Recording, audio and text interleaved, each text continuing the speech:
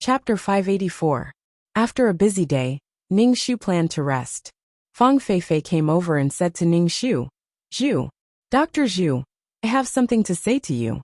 Can we talk outside?" Ning Shu refused. "Sorry, I feel very tired. I want to rest." Every day was hard. Why did they talk in the middle of the night instead of resting? Ning Shu said that he didn't have the time. Fang Feifei looked a little bad and said, "It won't take up much of your time. Let's talk about it, and everyone will feel comfortable. I want to talk about Zhu Yanxiu." Ning Shu rubbed his eyebrows, got up from the wooden board, and walked out of the tent with Fang Feifei. It was already late at night, and the sky was full of bright stars. There were footsteps not far away. Obviously, soldiers were patrolling. Ning Shu didn't mind being dirty. He sat directly on the ground, supported his chin with his hand and asked, "What do you want to say?" Fang Feifei sat next to Ning Shu and said directly, "I won't give up on Yanxiu. We have the same ambition. We can talk about any topic. It's not easy to meet such a person in one's life. I know Zhu Yanxiu was your husband before, but you two didn't get along." Ning Shu was speechless. "So why are you talking to me about this?"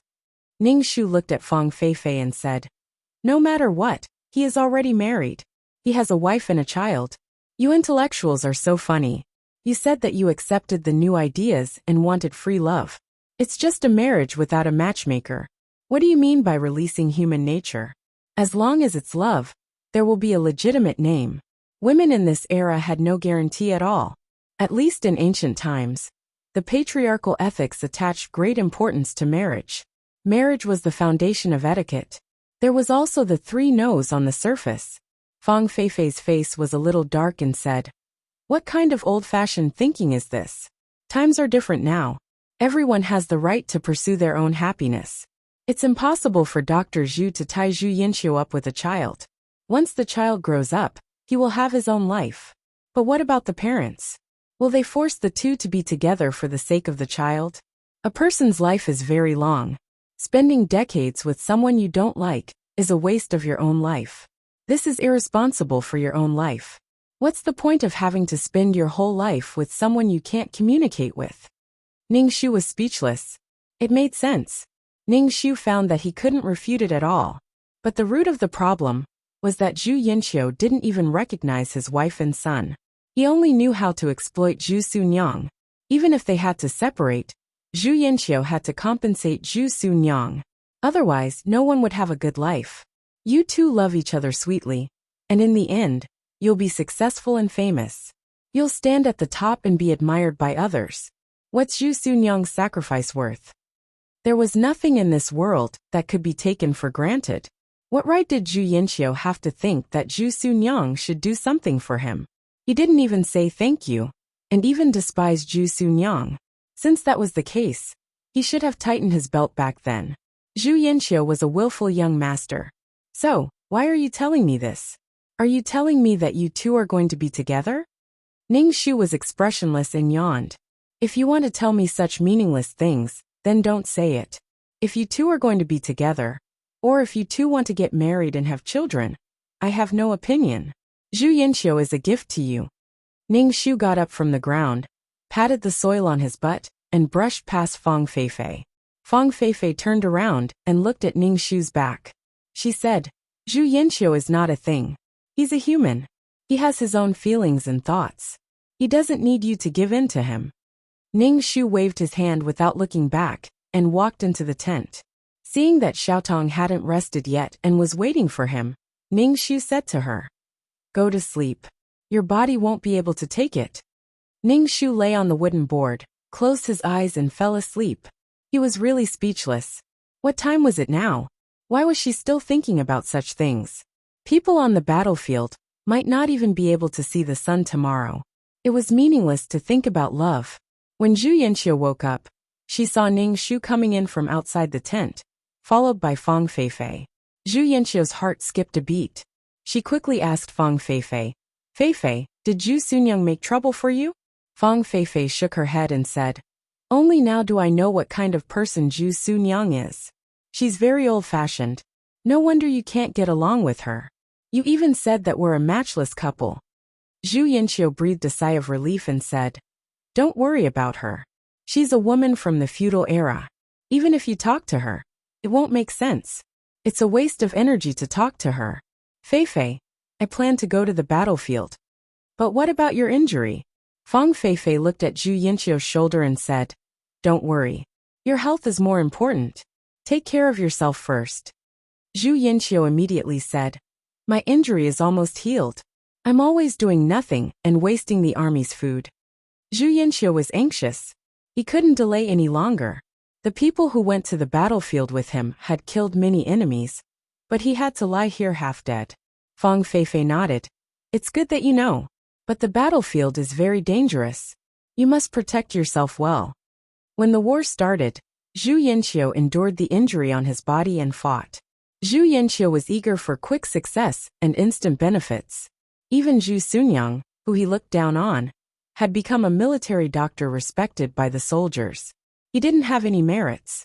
How could he talk about revitalizing the Zhu family and giving Fang Feifei happiness? Zhu Yinqiu had a lot of anger in his heart. He was determined to make a name for himself.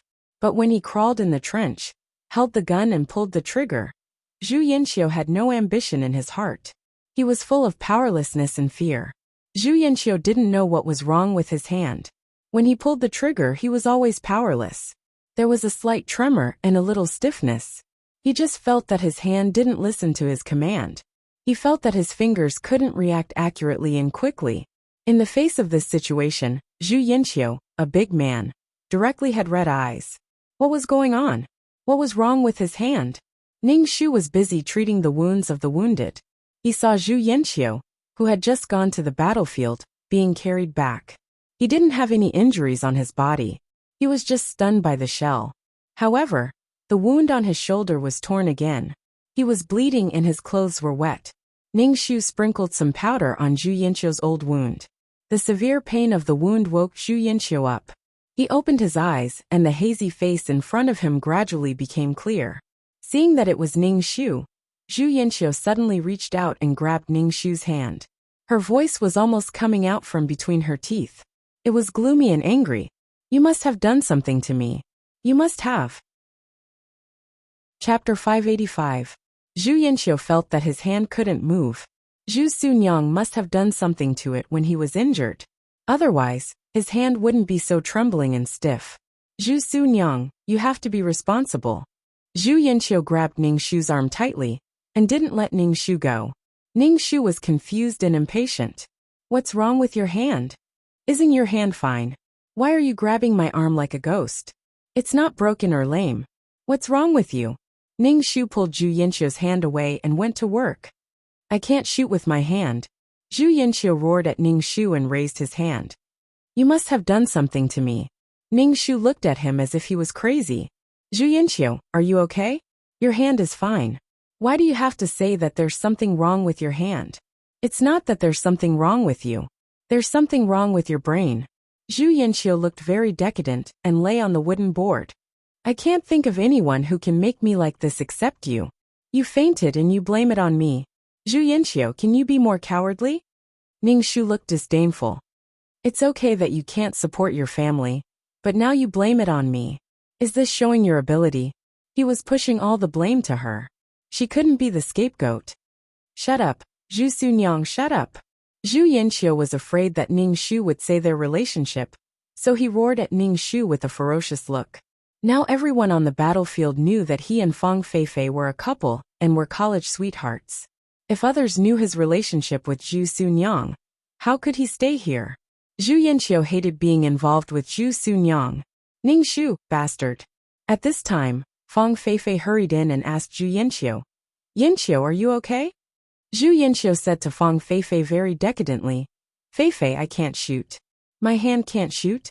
Fang Feifei covered her mouth in shock and hurriedly asked. What's going on? What's wrong with your hand? Why can't you hold a gun?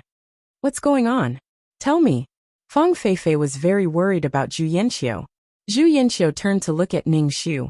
Ning Shu shrugged. It's useless to look at me. What can I do to you? When you were injured, Fang Feifei was beside you. What can I do to you? Don't blame me. I can't take responsibility. Ning Shu ignored the two of them and started to treat the injured. While Xiaotong was assisting Ning Shu, she asked Ning Shu, "Master, are you all right?" Ning Shu turned his head and saw Xiaotong looking at him with a worried expression. He shook his head and said, "It's fine. You don't have to care about that kind of person." Zhu Yanxiu might not know that she was the one who did it. She was just feeling depressed and wanted to find someone to vent. She just happened to be this person. Ning Shu laughed in his heart. Compared to the busy Ning Shu, Zhu Yanxiu and Fang Feifei were very worried. Fang Feifei even came to Ning Shu in private and asked Ning Shu if there was any way to treat Zhu Yanxiu's hand. Ning Shu twitched the corner of his mouth and said calmly, "There's nothing wrong with his hand. He just fainted from being shot. It's the same as fainting from height. It's a psychological problem. It has nothing to do with the hand. I'm just a military doctor. I don't have the ability to treat any disease." Fang Feifei frowned and asked, "Is there really no way? This is related to Yanxiu's future. Besides, now is the time when the nation is in danger. One person is a little bit of strength. If Yanxiu can pick up a gun to kill the enemy and stop the invaders, military Dr. Zhu, I'll be thick-skinned and call you sister. At this time, we should put down our personal grudges. In the face of right and wrong, when the nation is in trouble, we can put our personal grudges aside." Ning Shu was speechless. Ning Shu was very impatient. Fang Feifei always stood at the top of morality and asked her for righteousness. It was as if she was the only one who had read books, and the others were ignorant. She just wanted her to treat Zhu Yanxiu's hand. If it were someone else, Fang Feifei would not care at all. There were so many people in the team. It didn't make a difference whether Zhu Yanxiu was there or not. Ning Shu said calmly, "How can I explain it to you so that you can understand? I said that there's nothing wrong with his hand. It's his psychological problem. He's afraid of being shot, fainted, and can't be treated no matter what. Instead of asking me here, you might as well ask Zhu Yanxiu to overcome his psychological barrier. Otherwise, he won't be able to pick up a gun in his life." Fang Feifei frowned. Since the other party had said so, she could not say anything more. However, Zhu Yanxiu did not think that he had some psychological problem. He was not fainted but his fingers.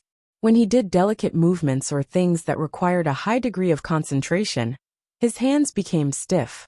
However, the soldiers around him all said that he was fainted. Even Fang Feifei said that he was fainted.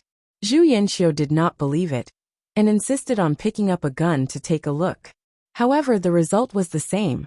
Zhu Yanxiu was naturally not allowed to go to the battlefield in such a situation. Not only was his own safety not guaranteed, but he could also implicate other people. He was sent to deal with logistics by the higher-ups, and became a cook. The job of a cook was much safer than fending off the enemies in the front. However, Zhu Yanxiu was not satisfied. He was a college student who had received a new education. Now that he wanted to be a cook, he could not get over the mental barrier. Of all things, only studying was the best. He was a scholar. A gentleman should stay away from the kitchen. Zhu Yanxiu would rather crawl in the trenches and risk dying in battle. She would rather die in battle than stay in the kitchen with a spoon in her hand and be burnt by smoke. What was the point of being a cook? Zhu Yanxiu wanted to bring glory to his ancestors. Ning Shu saw Zhu Yanxiu wearing an apron and bringing food with a dark face. Ning Shu laughed in his heart. He did not show it on his face. However, Zhu Yanxiu brought her very little food. Obviously, he was taking revenge on her. Zhu Yanxiu sneered at Ning Shu and then walked away proudly. Ning Shu pursed her lips. "How shameless. Master, why don't you eat mine?" Xiaotong sent her share to Ning Shu. Ning Shu waved his hand. "You keep it. You don't have to give it to me. I have enough." Ning Shu ate pickled vegetables and cornbread. He sighed in his heart that the gap between people was so big. Zhu Yanxiu fried an egg for Fang Feifei and tried to find a way to give Fang Feifei something to eat. However, when it came to her, she still wanted to deduct her rations. "Dr. Zhu, I want to talk to you." Fang Feifei walked into the tent and said to Ning Shu. Her tone was not very good. At this moment, the sharp sound of the Air Force dropping bombs sounded in the sky. Ning Shu immediately shouted, "Get down." Then he pressed Xiaotong down. Fang Feifei also crawled on the ground the moment Ning Shu told her to get down. As a war reporter, She ran around the battlefield every day to take photos. She had to protect herself. Boom! The bomb landed on the ground. Even if Ning Shu covered his ears, he instantly felt that his ears could not hear. His heart was hurt by the huge sound waves. Chapter 586. A few more cannonballs landed one after another, causing the earth to shake. The simple tents were overturned by the huge heat wave. Some of the wounded in the tents were directly killed by the cannonballs that landed nearby. Ning Shu raised her head and looked at the dead wounded. These were the people she had spent a lot of effort to save. With one cannonball, all her efforts were in vain. The Air Force hovered in the sky for a while, and then roared away. Although Ning Kong's bomb was not very accurate, it could cause damage to buildings and targets. All kinds of heat radiation and radiation were also a kind of huge damage to the human body. Ning Shu shook her head. She felt that her ears were buzzing. She could not hear the people around her clearly.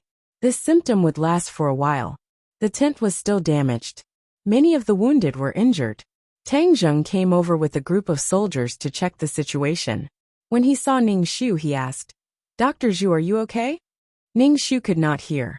She picked her ears and said to Tang Zheng, "Some of the wounded are stable. Send them back. It's too dangerous here." "Okay, the officer is looking for you.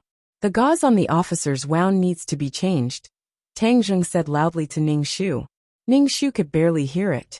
She indicated that she understood and treated the wounds of the people who were injured by the bombs first. Fang Feifei. Zhu Yanqiu hurried over. When she saw Fang Feifei sitting on the ground, she quickly went over to help her up and asked, "Feifei, are you okay?" Fang Feifei was a little confused. When she saw Zhu Yanqiu, her eyes turned red. She could not help but hug Zhu Yanqiu. Zhu Yanqiu comforted her. It's okay. Tang Zheng ordered the soldiers to carry the wounded away, and was ready to send them back. Ning Shu's eyes turned and said to Tang Zheng, "Are you going back to Shanghai? I want to write a letter. Can you help me send it back?" Tang Zheng nodded. "Okay."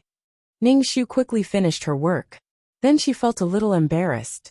She did not have a letter paper or a pen. Tang Zheng gave Ning Shu a pen, and took the letter from the guard next to him. Ning Shu. "Thank you, Officer Tang." Ning Shu took the letter, and wiped the dust off the wooden board.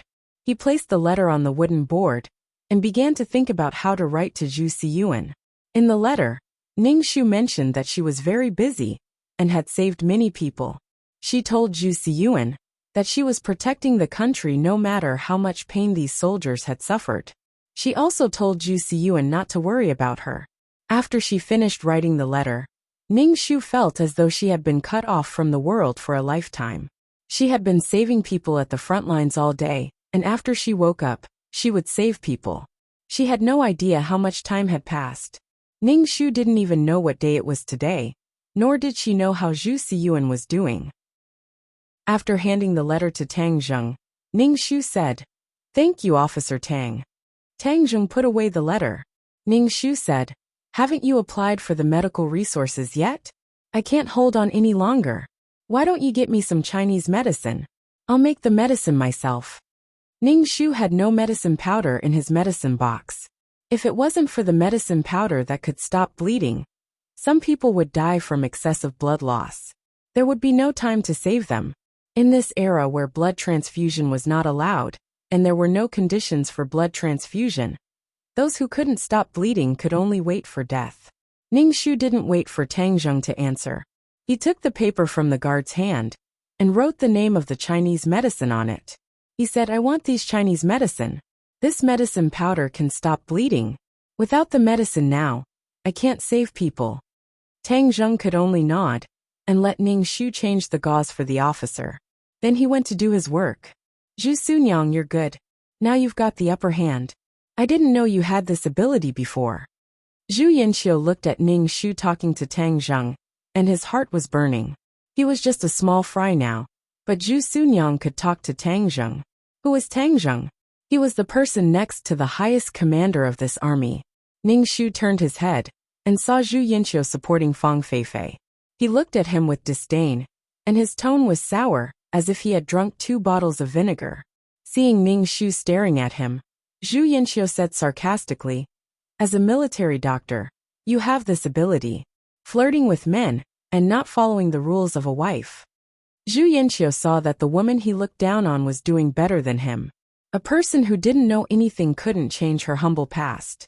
A woman who was sold as a servant. At this time, Zhu Yanqiu completely forgot the new ideas he had accepted. Equality, freedom, and universal love were all nonsense. Ning Shu looked at Zhu Yanqiu coldly. Did you eat shit? Is your mouth full of shit? I'm not following the rules of a wife. Tell me who my husband is. Ning Shu looked at Zhu Yanqiu with disdain. If you have the ability, tell me who my husband is. You. Zhu Yanqiu looked left and right. In the end, she didn't dare to say her relationship with Ning Shu. Humph. Look at her cowardly and incompetent appearance. She has no guts. Facing Ning Shu's disdainful eyes, Zhu Yanqiu was angry. She gritted her teeth and didn't say anything. Ning Shu didn't bother to pay attention to Zhu Yanqiu. He treated the wounded and told Xiaotong. Then he carried the medicine box and went to change the gauze for the officer. Ning Shu felt that the officer of this army was very powerful. He was only in his 30s, but he could lead the army to fight against the enemy. At least Zhu Yanqiu didn't have such achievements at this age. This officer might have someone behind him, or he had a proud background. Ning Shu walked into the room with the medicine box. He saw that the officer was looking at a map. His face didn't look good. He was weak and pale because of a serious illness. Ning Shu stood at attention and saluted to the officer. Officer. The officer nodded and said, I heard from Tang Jing that you saved me? Ning Shu nodded. She was the one who saved him. Ning Shu asked the officer to take off his clothes and remove the gauze. He treated the suppuration of the wound and rebandaged it. Then he put away the blood-stained gauze and brought it back. Can this kind of gauze still be used? The officer asked when he saw Ning Shu put away the gauze. Of course. It can be used after washing it and exposing it to the sun. These things are not enough, so they can only be used repeatedly. Ning Shu said. He could only try his best to find a way when resources were scarce. The wound couldn't be bandaged without gauze. The officer sighed. You are good. Although you are a woman, I heard from Tang Zheng that you saved a lot of people. When the war is over, I will give you a third-class military merit. Thank you, officer. Ning Shu immediately saluted and shouted. She accepted the honor with a clear conscience. It was what she deserved. With the military merit, Zhu Sunyang's life would be better in the future. Ning Shu didn't know how long she could stay in this world. Zhu Sunyang's character was a little weak. She didn't know if she could become a qualified military doctor. It wasn't that difficult to be strong and live for herself. Even if it was for Zhu Siyuan, she should be brave and become a mother that Zhu Siyuan could be proud of. Zhu Siyuan was proud of his mother now. Chapter 587. A few days later, Tang Zheng came over to give Ning Shu a letter and some Chinese herbs. Ning Shu opened the letter. It was a letter from Zhu Siyuan. It was filled with worry and pride for Ning Shu. He said that he had shown the letter to his teacher and classmates. They were all praising his mother for being a great hero. In the end, he asked Ning Shu to take good care of him. He said that he would grow up quickly and fight the Japanese on the battlefield. When Ning Shu saw the letter, he felt that Zhu Siyuan had grown up a lot. Ning Shu kept the letter and started to process the Chinese herbs. He told Xiaotong how to process them. Now, Ning Shu and Xiaotong had another task, which was to process the herbs. They had less time to sleep. Ning Shu would let Xiaotong rest. She had cultivated peerless martial arts, so her body could take it. However, the little girl Xiaotong could not take it. Fortunately, with the support of the Chinese herbs, Ning Shu and Xiaotong's treatment process became more relaxed. Tang Zheng found Ning Shu and said that he wanted to mass-produce the prescription in Ning Shu's hands. This time, Tang Zheng went back and found out that the other troops had suffered heavy losses. Many of the wounded died before they could be treated. Although human lives were worthless in troubled times, the death count was still shocking. There were too many soldiers who died, and it was a blow to the morale of the entire country. Tang Zheng had long noticed the medicinal powder used by the military doctor. It seemed to be very effective. In this time of shortage of fast-acting Western medicine, It was good to use the traditional Chinese medicine passed down by their ancestors. Moreover, there were many Chinese herbs. Ning Shu had all kinds of thoughts in his mind. He asked, "Whose idea is this?" "I've reported this situation to the commanding officer." The commanding officer said that if you can contribute this prescription, he'll award you a second-class merit. Tang Zheng looked at Ning Shu. "You're now worth more than a company commander." It was a good deal to exchange such a prescription for a second-class military merit. But Ning Shu had another idea in mind. He said to Tang Zheng, "Sure, but I have another condition. I want to apply for a patent for this prescription. This prescription can only belong to me. No one else can steal it." This prescription was nothing much, especially in this kind of situation. It was fine to take it out, but it needed a name. Applying for a patent could make Zhu Sunyang famous. In the future, patents would be money in peacetime. Patent? Tang Zheng didn't quite understand. Ning Shu explained, "This thing can only be mine. Although I've given it away, I still have the right to possess the prescription." Tang Zheng thought for a moment, then looked at Ning Shu's face and said, "You still haven't offered the prescription." "Officer Tang, everyone wants a good reputation. I've given you the prescription, but it still belongs to me in name. In fact, it's not up to you to decide," Ning Shu said with a smile. Tang Zheng shook his head. "I have to report this to my superior." Ning Shu nodded. "Master, the superior wants to award you with a second-class military merit?" Xiao Tong looked at Ning Shu with eyes full of admiration. "Master, you're amazing." Ning Shu grinned. Whether this matter would succeed or not was still a problem. Ning Shu looked at Xiao Tong. "You can also become a military doctor in the future." Xiao Tong's face turned red, but she immediately thought of something, and her expression turned gloomy. Ning Shu saw her expression and knew that she was thinking of her tragic experience. "You can definitely become a good military doctor." Ning Shu told Xiao Tong about his story. He said that he was abandoned by his husband and raised his child by himself. In order to survive, he joined the military doctor training in the field. Xiao Tong listened to Ning Shu's words and asked with her eyes wide open, "What about the child's father? Didn't I say that he abandoned his wife and child? It's not a big deal." Ning Shu said casually, "Master, you're really open-minded." Xiao Tong was much closer to Ning Shu. They were both women who had been hurt. So what if he couldn't accept it? Even if he was in an adverse situation, he could still fight back. Even if he died, he had to die meaningfully and drag someone down with him. "I'm already so fucking miserable. The person who hurt me must be even more miserable." Tang Zheng told Ning Shu that the superior agreed to Ning Shu's request and found a time to personally award the medal to Ning Shu. Ning Shu was relieved. At least he fought for his rights. Even if the superior wanted to snatch it away, Ning Shu could not do anything. This was the best situation in the end. The superior dragged his injured body and put the medal on Ning Shu. He even gave a statement to Ning Shu, saying that the powder was still under Ning Shu's name. Ning Shu looked at the statement and glanced at the superior's face without leaving a trace. He suddenly felt that something was wrong. The superior did this to repay him for saving his life. If he really accepted it, the other party's favor would be repaid.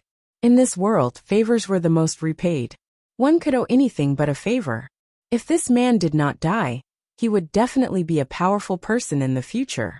A favor from such a person was more valuable than any patent.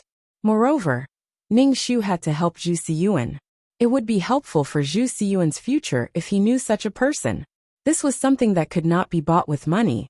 Moreover, after he left, this person would more or less take care of Zhu Sunyang. Ning Shu tore the statement and handed over the prescription he wrote before. He saluted and said, "I am a citizen of this country. The prescription of this powder is nothing. If I can use this powder to save more soldiers, it will be my merit." The statement is too cliché, too cliché. The superior raised his eyebrows and glanced at Ning Shu. In the end he laughed, took the prescription and left. Tang Zheng was 2 steps behind. Ning Shu said, "You did the right thing." Ning Shu wiped the cold sweat on his head. He was almost blinded by money. Zhu Sunyang was a woman with a child in a troubled world. It was good to have someone to protect her. Zhu Yanxiu, who was tending the fire in the logistics department, heard that Ning Shu awarded the second-class military merit. Her eyes turned red. Her mind was full of impossible. How did that woman get the second-class military merit? Zhu Yanxiu threw away the fire stick in her hand and found Ning Shu. She questioned, "How did you get the second-class military merit? How did you get it? Did you do something dirty?" Ning Shu took off his gloves and slapped Zhu Yanxiu's face. Zhu Yanxiu's face was slapped to the side. She staggered twice before she could steady herself. Ning Shu said coldly, "What did you just say? Say it again." Zhu Yanxiu was slapped by Ning Shu so hard that she saw stars and felt dizzy. When she heard Ning Shu's words, she shouted out of reflex, "You shameless bitch. What kind of dirty things did you do when you're not a woman?" Zhu Yanxiu could not accept that this woman got the military merit. "Why?" Ning Shu slapped Zhu Yanxiu's face again. Half of her face was swollen, forming a sharp contrast with the other half. Chapter 588. Zhu Yanxiu felt dizzy after being slapped twice by Ning Shu. She fell to the ground and kept shaking her head. Her face was burning. She looked at Ning Shu in disbelief. "You dare to hit me? If you talk nonsense again, I will not only hit you but also kill you," Ning Shu said coldly. Zhu Sunyang couldn't bear to kill such a person. No matter how much knowledge one learned, it couldn't change a person's vicious heart. Zhu Yanxiu was a beast in human clothing. Zhu Yanxiu was so angry that her whole body was trembling. "Zhu Sunyang, you are too arrogant." Ning Shu rolled his eyes and ignored her. Zhu Yanxiu could forget about rising up in this life. He would just be a cook for the rest of his life. Zhu Yanxiu whispered bitterly, "Zhu Sunyang, are you going to kill your husband? If you are a man, speak louder. Why are you whispering?" Ning Shu sneered. He wanted to use her husband's name to suppress her, but he didn't dare to say their relationship. He was simply speechless. It was Ning Shu's first time seeing such a strange Zhu Yanxiu. She didn't want to lose face, and wanted people to treat her like an ancestor. "I can send you to heaven with a can of gas." Zhu Yanxiu saw Ning Shu's unscrupulous look and gnashed her teeth in hatred. She turned and left. For Ning Shu, Zhu Yanxiu was a clown. She only knew how to find a sense of existence on the weak, and only knew how to bully Zhu Sunyang. Even though Ning Shu's status was different now, she still had a mysterious confidence when facing Ning Shu. Zhu Yanxiu was indignant about being beaten by Ning Shu, and went around saying that Zhu Sunyang was just a servant that was sold to a large family by her parents. She also didn't know what kind of dogs hit luck. She had to become a military doctor on the battlefield. She also said that Ning Shu's second-class merit was dubious. How could a woman get a second-class merit? Hearing these rumors, Ning Shu smacked his lips and stroked his chest. "Look, this is your husband, a narrow-minded and vicious man, who talks about people everywhere like a gossipy woman." She succeeded, but Zhu Yanxiu didn't feel happy. Instead, she viciously spread rumors, and was secretly jealous of her. Such a person, no matter how much you did to him, he would take it for granted. Ning Shu moved his wrist and beat Zhu Yanxiu. He said that if she heard such words again in the future, she would beat him every time she saw him. Zhu Yanxiu was asking for a beating. Fang Feifei came to find Zhu Yanxiu. Seeing that Zhu Yanxiu couldn't fight back after being beaten by Ning Shu, and couldn't get up after being thrown over his shoulder, Fang Feifei frowned tightly. Ning Shu said unhappily, "Military Dr. Zhu, you've gone too far." Ning Shu sneered. "I've gone too far. Your boyfriend is the one who has gone too far. If you want to be together, don't provoke me. This man used to eat my food and use my money. The money he spent on your relationship was the money I earned from selling tofu. He didn't tell you these things, did he?" Fang Feifei was stunned and then said, "With Yanxiu's family background, does she still need the money you earned from selling tofu?" "Hee. The Zhu family is indeed a rich family, but that was several years ago. The Zhu family collapsed a long time ago. They even sold their house, and then the family." "Zhu Sunyang, shut up, shut up." Zhu Yanxiu interrupted Ning Shu's words in panic and resentment. "You stole the Zhu family's money, you traitorous bitch." "Ning Shu." Ning Shu sneered and said, "At that time, all the money in the family was given to you to go to school. You said that you wanted to revitalize the Zhu family through studying, but you were gone for 3 or 4 years. Your tuition money, and all the expenses were the money I earned from selling tofu. You didn't even go home when your mother died. Fang Feifei looked at Zhu Yinxiu blankly. Is this true? Feifei, don't listen to this woman's nonsense. Zhu Yinxiu grabbed Fang Feifei's arm in horror. Fang Feifei shook off Zhu Yinxiu's hand. Fang Feifei took 2 steps back and said with a sobbing voice, You lied to me again and again. I thought you had told me the truth before, but I didn't expect you to hide something from me. Zhu Yinxiu, I was worried about you, and went to the battlefield with you. I didn't expect you to hide something from me. Is it fun to lie to me like this? Do you think I'm stupid? Fang Feifei saw Zhu Yinxiu, who was covered in black ashes, and had ashes from the bottom of the pot on her head and face.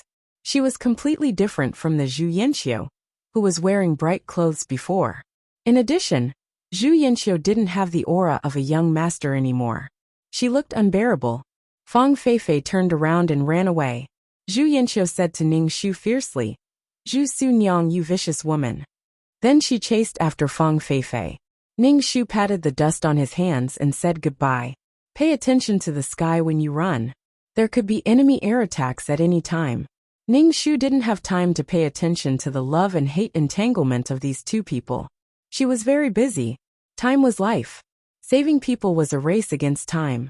Ning Shu thought that these 2 people would break up, but Fang Feifei came to her in the evening, and it was in the middle of the night.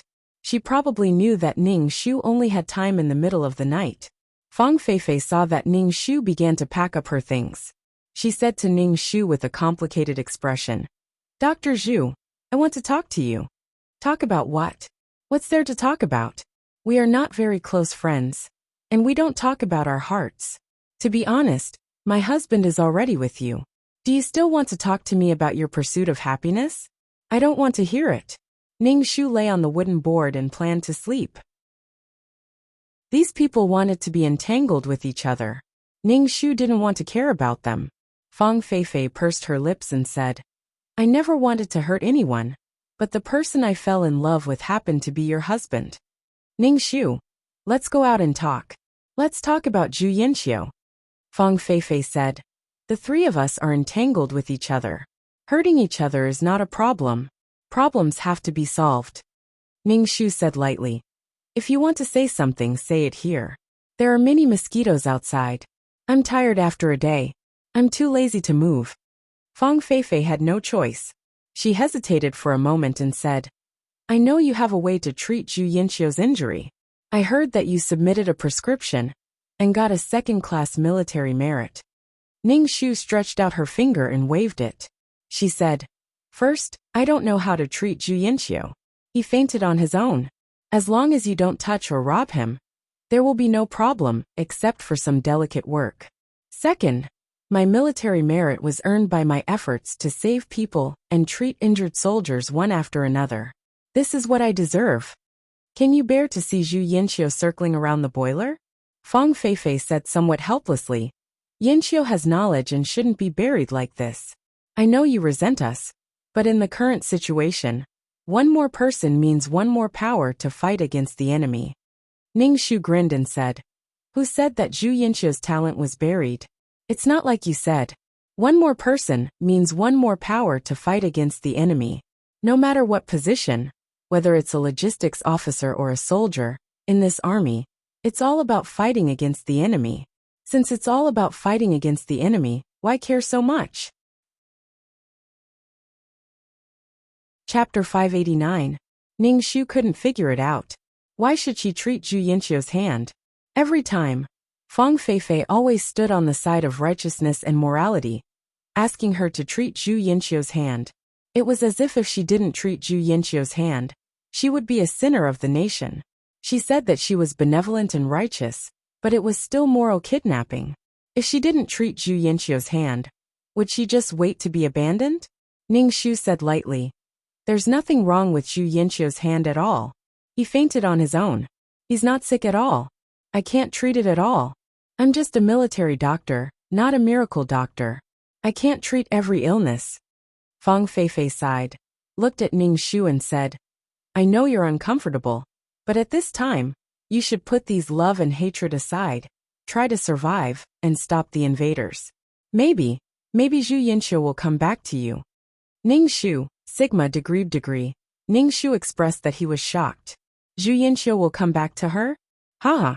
Maybe the two of them broke up, because they were forced to break up. Zhu Yinxiu returned to Zhu Sunyang's side like a prodigal son, but she still loved Fang Feifei in her heart. Zhu Sunyang was still fucking miserable, guarding a heartless body. Zhu Yinxiu and Fang Feifei's love was purer after the baptism of gunfire. They both loved each other in their hearts. Maybe they met when they were old and gray-haired. Standing face to face and looking at each other, it was simply a touching love song of the times. Even if they weren't together, it didn't mean that there was no love between the two. So, military Dr. Zhu, I beg you to treat Zhu Yinxiu's hand. He should go to the battlefield to kill the enemy, not be a logistics officer. Fang Feifei said sincerely to Ningxiu. Ningxiu sneered in his heart and said, "Didn't you intellectuals accept the new ideas that people are equal and free? No matter if it's a soldier or a logistics officer, they are all contributing to the resistance against invasion. There's no distinction between high and low. It's just a different division of labor. Isn't this the idea you advocate?" Zhu Yinxiu fainted from gunshot. It's safest for him to stay in the logistics department, and he can also contribute to the whole army. Miss Fang, do you look down on logistics officers? Fang Feifei said equality, freedom, and universal love, but in her heart, she divided people into different classes.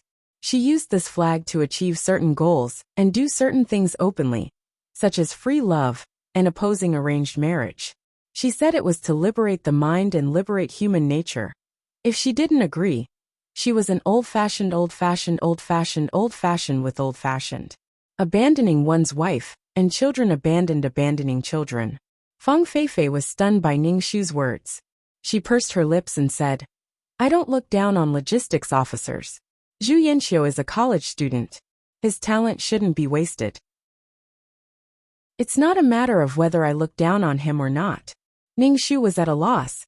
He looked at Fang Feifei and said, "What talent? He goes to the battlefield to kill the enemy with a gun. What's the use of his foreign ideas? So what if he's talented? Does he have to recite love poems to the enemy?" Zhu Yinxiu was not someone who graduated from a military academy. Seriously speaking, she was just a weak student. How could she be talented? Fang Feifei's face darkened. She said helplessly, "You hate me and Zhu Yinxiu in your heart, but this is related to Zhu Yinxiu's future, so I beg you, please can you treat Zhu Yinxiu?" Ningxiu, I said that I don't know how to treat at all. I don't know what's wrong with Zhu Yinxiu. Ningxiu stood up from the ground and patted the dust on his butt. "I'm very tired. I'm going to rest. Don't chat with me so often in the future. I'm very busy. Time is life, understand? I don't want to care about you and Zhu Yinxiu. Zhu Yinxiu doesn't want to be with me. But do you think I want to be with Zhu Yinxiu? He's just a man who abandoned his wife and children. And Miss Fang, you'd better have some shame after stealing someone else's husband. You have no right to ask me to do anything. And don't hang around in front of me." Ningxiu sneered. He turned around and went into the tent to rest. What equality? He asked her to be high and mighty. To be more disgusting, he was full of thieves and prostitutes. Fang Feifei looked at Ningxiu's back inside. She didn't want to hurt anyone. She was also kept in the dark and didn't know anything. She seemed to be a happy woman, but she was also the same as Zhu Sunyang. Fang Feifei went to find Zhu Yinxiu. Zhu Yinxiu was waiting for Fang Feifei. When she saw Fang Feifei, she quickly went up and asked, "Feifei, what did Zhu Sunyang say?" Fang Feifei shook her head. "Zhu Sunyang is still the same. She said that she doesn't know how to treat it. I'm going back." Fang Feifei turned around and left. Seeing Fang Feifei's cold attitude, Zhu Yinxiu panicked. She quickly took Fang Feifei's hand and said, "Feifei, are you angry with me?" Fang Feifei looked up at Zhu Yinxiu. "You lied to me again and again. You never told me the truth. You have a wife and children. I don't know anything. You said that your business was supported by your mother, but your family has long collapsed. You never told me the truth. I heard these things from Zhu Sunyang. Wasn't she angry after being insulted by Zhu Sunyang just now? She was very angry, but it seemed that she couldn't explain herself clearly. She became the person who ruined other people's families. She couldn't refute when others pointed at her and scolded her. Fang Feifei had her own pride. She would never share a man with another woman. She didn't learn so much to be someone's concubine or concubine. Feifei, I never thought of lying to you. I just love you too much. I'm worried that you will leave me. The Zhu family fell after my father died. The reason why I didn't dare to tell you was that I was worried that you would leave me, because of your family condition. I will fight for a place on the battlefield, and give you the best and most glorious glory, Zhu Yinqiu said hurriedly. Fang Feifei pushed Zhu Yinqiu's hand away. We've known each other for such a long time. Don't you know what kind of person I am? I don't care about your family background. You're lying to me without telling me anything. This is the biggest insult to me. We need to calm down. Let's do this first. The most important thing now is to survive on the battlefield. I don't want to talk about feelings. Zhu Yinqiu's face fell instantly. She said painfully, Feifei, I can't live without you. Don't be like this. Fang Feifei shook her head, turned around and left without looking back. Her figure disappeared in the darkness. Zhu Yinqiu fell to the ground in a daze. She grabbed her hair and hammered her head with her fists. Her heart was in a pot of oil. The biggest injury to Zhu Yinqiu was that without Fang Feifei, he had never loved someone so much. Chapter 590. Too many things were stuck in Zhu Yinqiu's heart.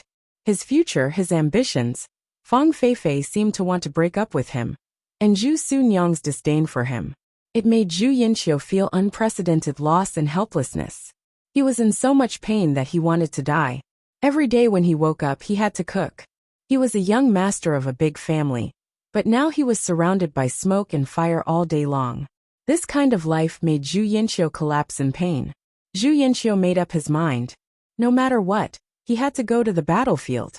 He had to go to the battlefield. Only by going to the battlefield could he solve his current predicament. But his hand, when it was mealtime, Ningxu saw Zhu Yinqiu's red eyes and swollen eyelids.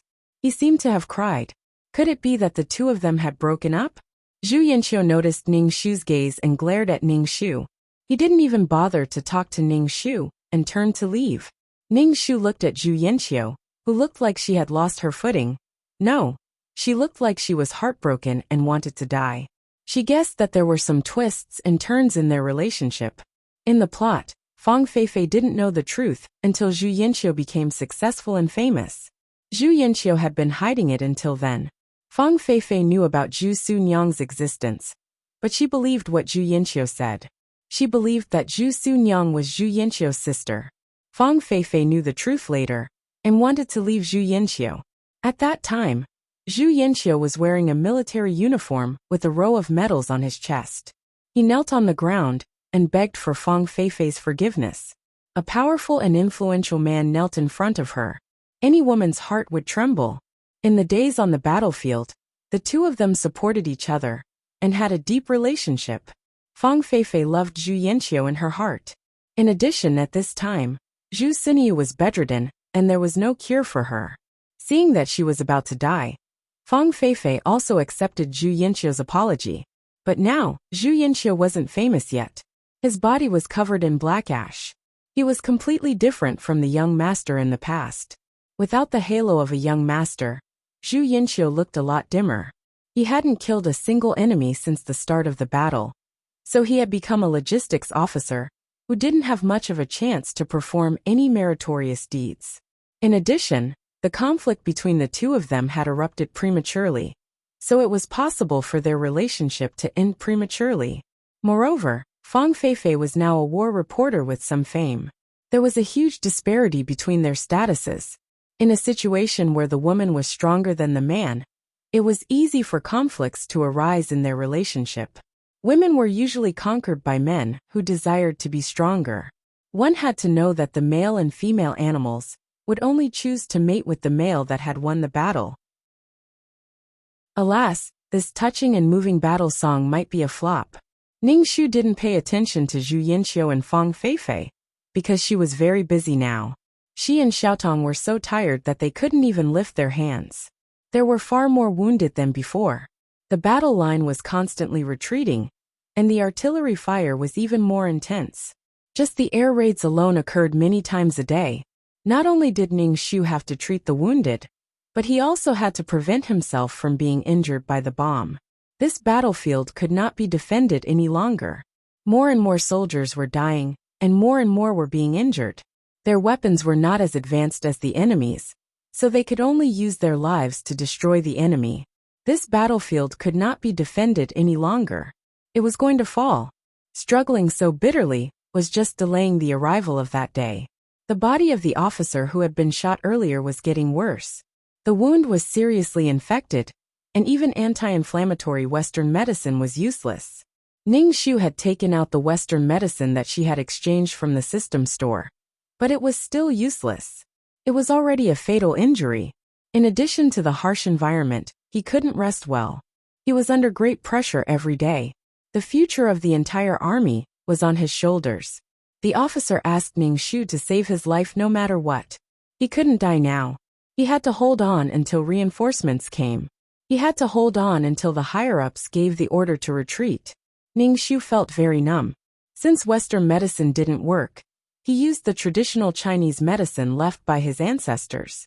Ningxu applied fresh herbs to the officer's wound and wrapped it with gauze. The effect of the traditional Chinese medicine was mild.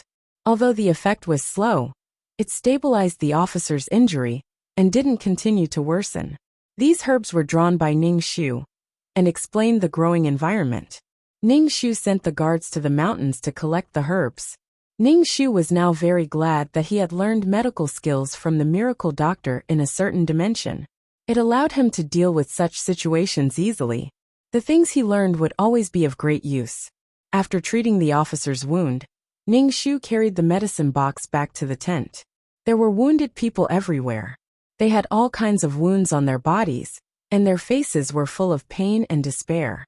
Xiaotong was busy alone. Her calves and stomach were trembling, but she gritted her teeth and persevered. There were too many wounded people. Ningxu and Xiaotong did not stop treating them. Their minds were in a daze. Before they could react to the wounds, they were already holding tools in their hands. They were completely relying on their bodies' instincts to do things. There was the sound of the Air Force whistling above their heads. They would drop 2 bombs from time to time. Their nerves were highly strung. They were tired, very tired. Under such circumstances, Ningxu's heart was filled with despair. He didn't know when it would end, and what his fate would be in the next moment. War reaped human lives, destroyed civilization, and destroyed people's beliefs. Ningxu was so busy that his mind was in a daze. He heard someone call him, Zhu Sunyang. Ningxu ignored him. That voice called him again. Ningxu only reacted then. He turned his head and saw Zhu Yanxiu lying on the wooden plank. He saw that his leg was really bleeding. It was dripping down his calf to the ground.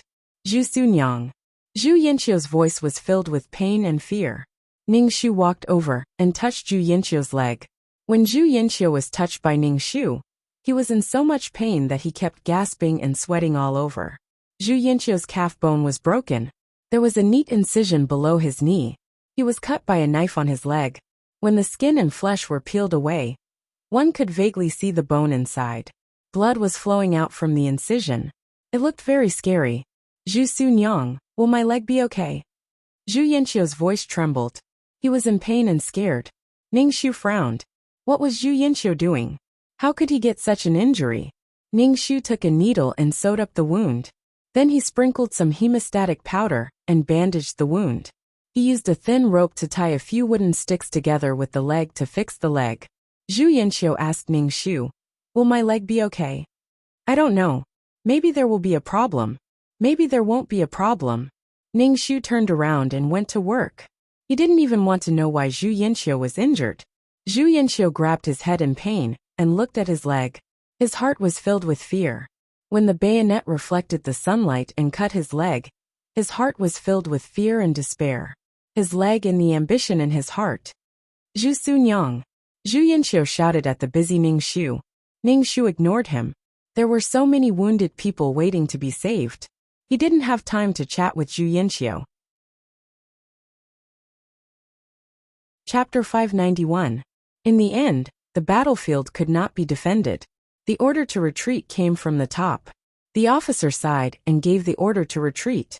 Then the army quickly retreated. This piece of land fell into enemy hands. The morale of the troops was low.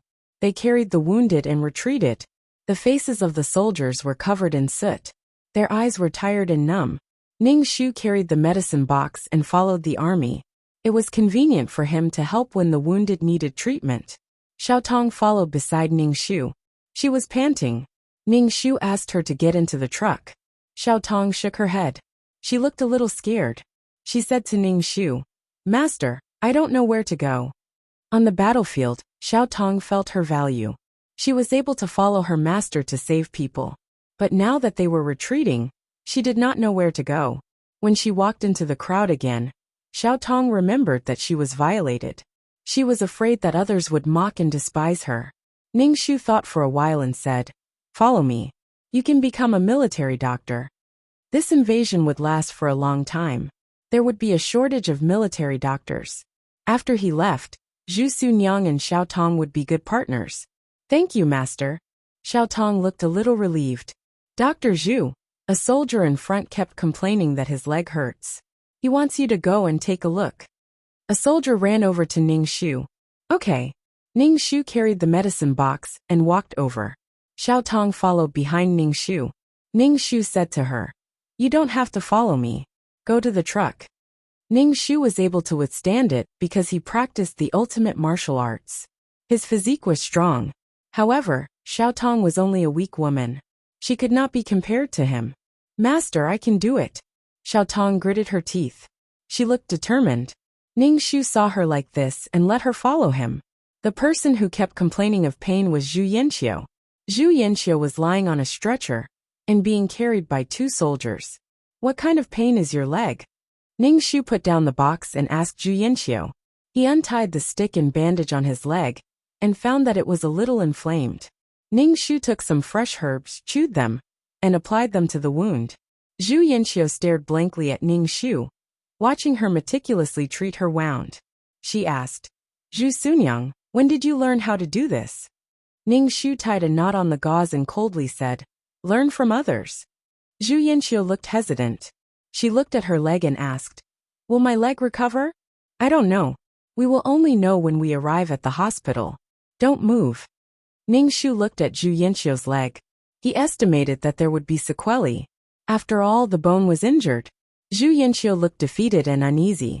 Obviously, she knew about her injury. That was why she kept asking Ning Shu to confirm it again and again. She just wanted to feel at ease. He gritted his teeth and went to the battlefield. He didn't expect that his leg would be cut by the enemy when he was fighting with a bayonet. At that time, he spent a lot of effort to put the enemy on the ground. As a result, the enemy lying on the ground cut his leg with a bayonet. Zhu Yanxiu didn't go through military training because of her illness. Of course, she was slow to encounter this kind of thing. She didn't grow up slowly on the battlefield like in the plot. Eager for success and instant benefits, it was easy to get into trouble.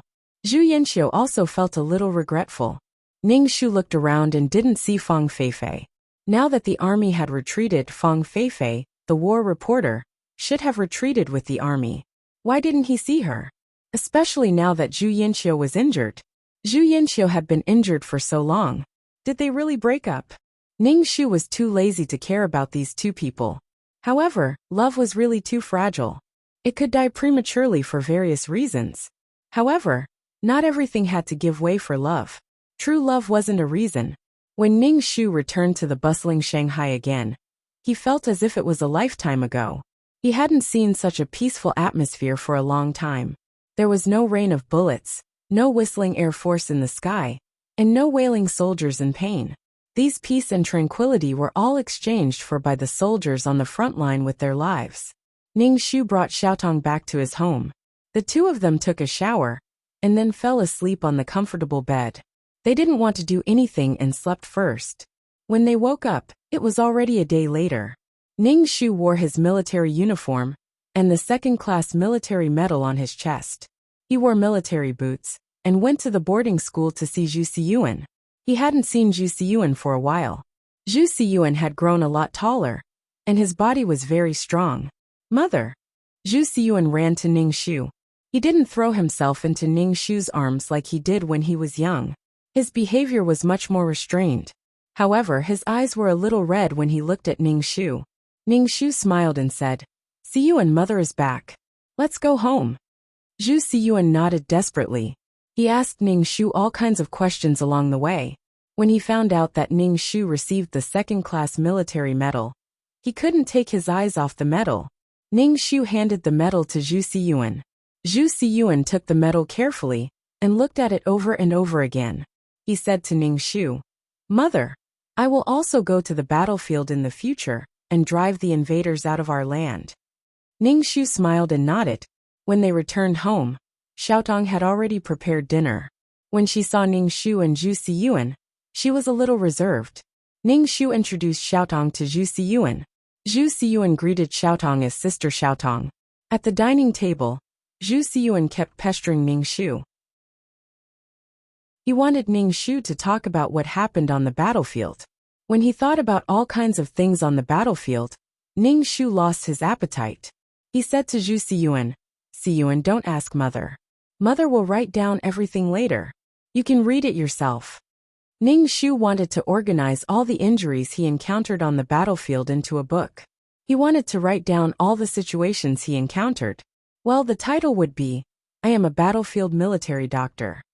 Ning Shu began to write down what he encountered on the battlefield like a diary. He wrote down how he worked, what injuries the soldiers suffered on the battlefield, and how to treat the wounds. Every time he wrote down a little, Zhu Xiyuan would be the first to read it. Every time she finished reading, she would look at Ning Shu with admiration, heartache and anger. She asked, "Are the invaders really so cruel?" "Well, war is just that cruel," Ning Shu said. After Zhu Xiyuan finished reading it, she even brought it to school to show the other students. Ning Shu did not mind. She would probably be sent to the battlefield soon. This was only a short retreat. This war still had a long time to go. When he was free, Ning Shu would teach Xiaotong some military medical knowledge. Xiaotong had been on the battlefield before, so she understood it very quickly. Ning Shu felt that he had been in this world for quite a long time, especially after returning from the battlefield. He felt that he had lived for more than half of his life. There was no other world that could make Ning Shu feel so tired and weary. A newspaper came to Ning Shu and wanted to publish, "I am a battlefield military doctor," written by Ning Shu. Ning Shu agreed without saying anything. It was fine to publish it. Now that the nation was in danger, it was good to let the ordinary people know about the war. The newspaper even gave him some royalties. Ning Shu kept it and saved it for Zhu Xiyuan's marriage. Chapter 592. Ning Shu took the diary to the newspaper office and met Fang Feifei. Fang Feifei wore a camera on her chest and was dressed neatly. When she saw Ning Shu, her eyes flashed. She smiled and said gracefully and generously, "Dr. Zhu, I didn't expect to meet you here. Zhu Yinxiu is injured. Have you seen him?" Now Zhu Yinxiu was lying in the hospital. The doctor said that his leg would be affected when he walked. Running and jumping would hurt his leg bones. Or was it because he was delayed on the battlefield, where there was no good medical condition? Hearing Ning Shu's words, Fang Feifei frowned and then relaxed. She said with melancholy, "I didn't see him because I don't think it's necessary. Even if we were in love, the damage has been done. Our relationship can't go back to the past. Instead of enduring the knot in our hearts and being together with each other in the end, it's better to break up now and leave a good memory." "Your words are so nice," Ning Shu said with a smile. "Dr. Zhu, you go ahead. I'm going to hand in the photos." Fang Feifei waved the camera in her hand. Ning Shu narrowed his eyes and looked at Fang Feifei. Fang Feifei had dumped Zhu Yinxiu. Now Zhu Yinxiu was lying alone in the hospital with no one around him. Now Zhu Yinxiu had nothing. Even if Fang Feifei liked Zhu Yinxiu in her heart, in reality, there were too many things involved. If Zhu Yinxiu succeeded now, Fang Feifei might not have left Zhu Yinxiu. Fang Feifei was a person who had received a new education. She knew how to plan for herself. She didn't have the thought of a feudal woman sacrificing for others. She knew how to plan for herself. She left very naturally. Zhu Yinxiu really deserved it. But if Fang Feifei thought that she could get rid of Zhu Yinxiu like this, she was a bit naive. Zhu Yinxiu had been spoiled since he was a child. In fact, he was a person who hadn't been weaned off his mother's milk. He loved Fang Feifei so much. Now Zhu Yinxiu had nothing. He should hold on to Fang Feifei tightly in the name of love. Ning Shu gave the diary to the newspaper and left. He took Zhu Siyuan to the hospital to see Zhu Yinxiu. Zhu Yinxiu was very thin, lying by the bed. There wasn't even anyone around to take care of him. Compared to the storyline where he was surrounded by attendants wherever he went, he had both power and beauty. Now, Zhu Yinxiu was so down and out that he couldn't even look at him. Go and see him. He is your father. Ning Shu Zhu Siyuan said. He didn't fulfill his responsibility as a father, but he gave you life. You just need to fulfill your responsibility to him. Father doesn't like me. Zhu Siyuan pouted. Zhu Yinxiu turned around and saw the mother and son standing at the door. Her eyes focused on Zhu Siyuan, and her lips moved. Siyuan. Zhu Siyuan hesitated for a moment before walking in. Ning Shu turned around and left. He had no intention of going in. Ning Shu stood in the corridor and waited for Zhu Siyuan. When Zhu Siyuan came out, his expression was very strange. Ning Shu asked, "What's wrong?" Zhu Siyuan glanced at Ning Shu and said hesitantly, "Father asked me to find someone called Fang Feifei and ask her to come to the hospital." Ning Shu, just wait and see if you can wait for Fang Feifei. Even at this time, Zhu Yinxiu still had Fang Feifei in his heart. He even asked his son to find someone for him. Zhu Yinxiu, you should prepare to be alone for the rest of your life. Fang Feifei was actually the person who could hurt Zhu Yinxiu the most. Because Zhu Yinxiu loved Fang Feifei, it was just like how Zhu Yinxiu could hurt Zhu Sunyang and hurt people in the name of love. Mother, don't be sad. I will be filial to you. Zhu Siyuan saw that Ning Shu didn't speak, so he patted his chest and said. Ning Shu nodded. Mother will wait for Siyuan to be filial. Ning Shu's military doctor diary unexpectedly received a great response. In fact, Ning Shu didn't write well, but now that the country was being invaded, he needed something to arouse the people's feelings of hatred. It could only be said that it was fate. It made Ning Shu, the female military doctor on the battlefield, famous. The current Zhu Sunyang was no longer the abandoned woman. She had her own career. Even if she didn't receive a new education, she was still an advanced woman. Ding, mission completed. Do you want to leave the mission world? 2333's voice sounded in his mind. Ning Shu felt that he hadn't heard 2333's voice in a long time. Yes. Ning Shu's head was dizzy. When he opened his eyes, he was already in the system space. Seeing the familiar decorations, Ning Shu's heart calmed down a lot. He looked down and saw that his soul was very strong. He touched his face and felt like he was touching jelly. Let's see the points this time. Ning Shu said. Okay. Ning Shu's status panel appeared in front of him. Number 23333. Name Ning Shu, beginner mission taker. Age 27 points. 1. 65 million/1. 5 million soul. 300 health. 71 wisdom. 170 charm. 4 luck. 44 spirit. 120 faith. 1430 aptitude. 39 martial strength. 112 merit. 620 skills. 5th ring shooting technique.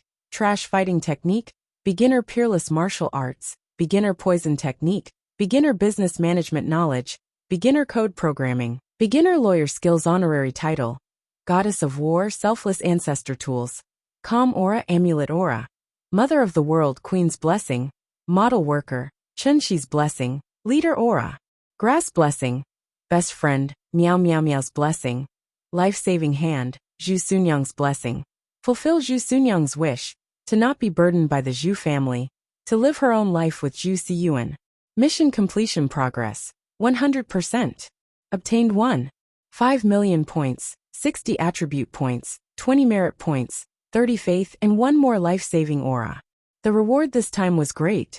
With 60 attribute points, her stats would soon be up. 2333's voice was filled with joy. Congratulations. You now have 3 million points.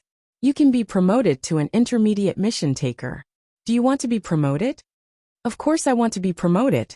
But before that, I want to ask, after I'm promoted, will the system still be yours? Ningshu asked. 2333 immediately said, of course it will be me. We are already bound. Even if you become an intermediate mission taker, the support system will still be mine. Ningshu, I have nothing to live for. Suddenly, I have no desire to be promoted. Do you want to be promoted? 2333 asked Ningshu. Yes. Please wait a moment. 2333 said. Ningshu waited. He thought that there would be some changes in the system space. But after a while, nothing happened. Ningshu asked, is it done? It's done. 2333 said. This is it.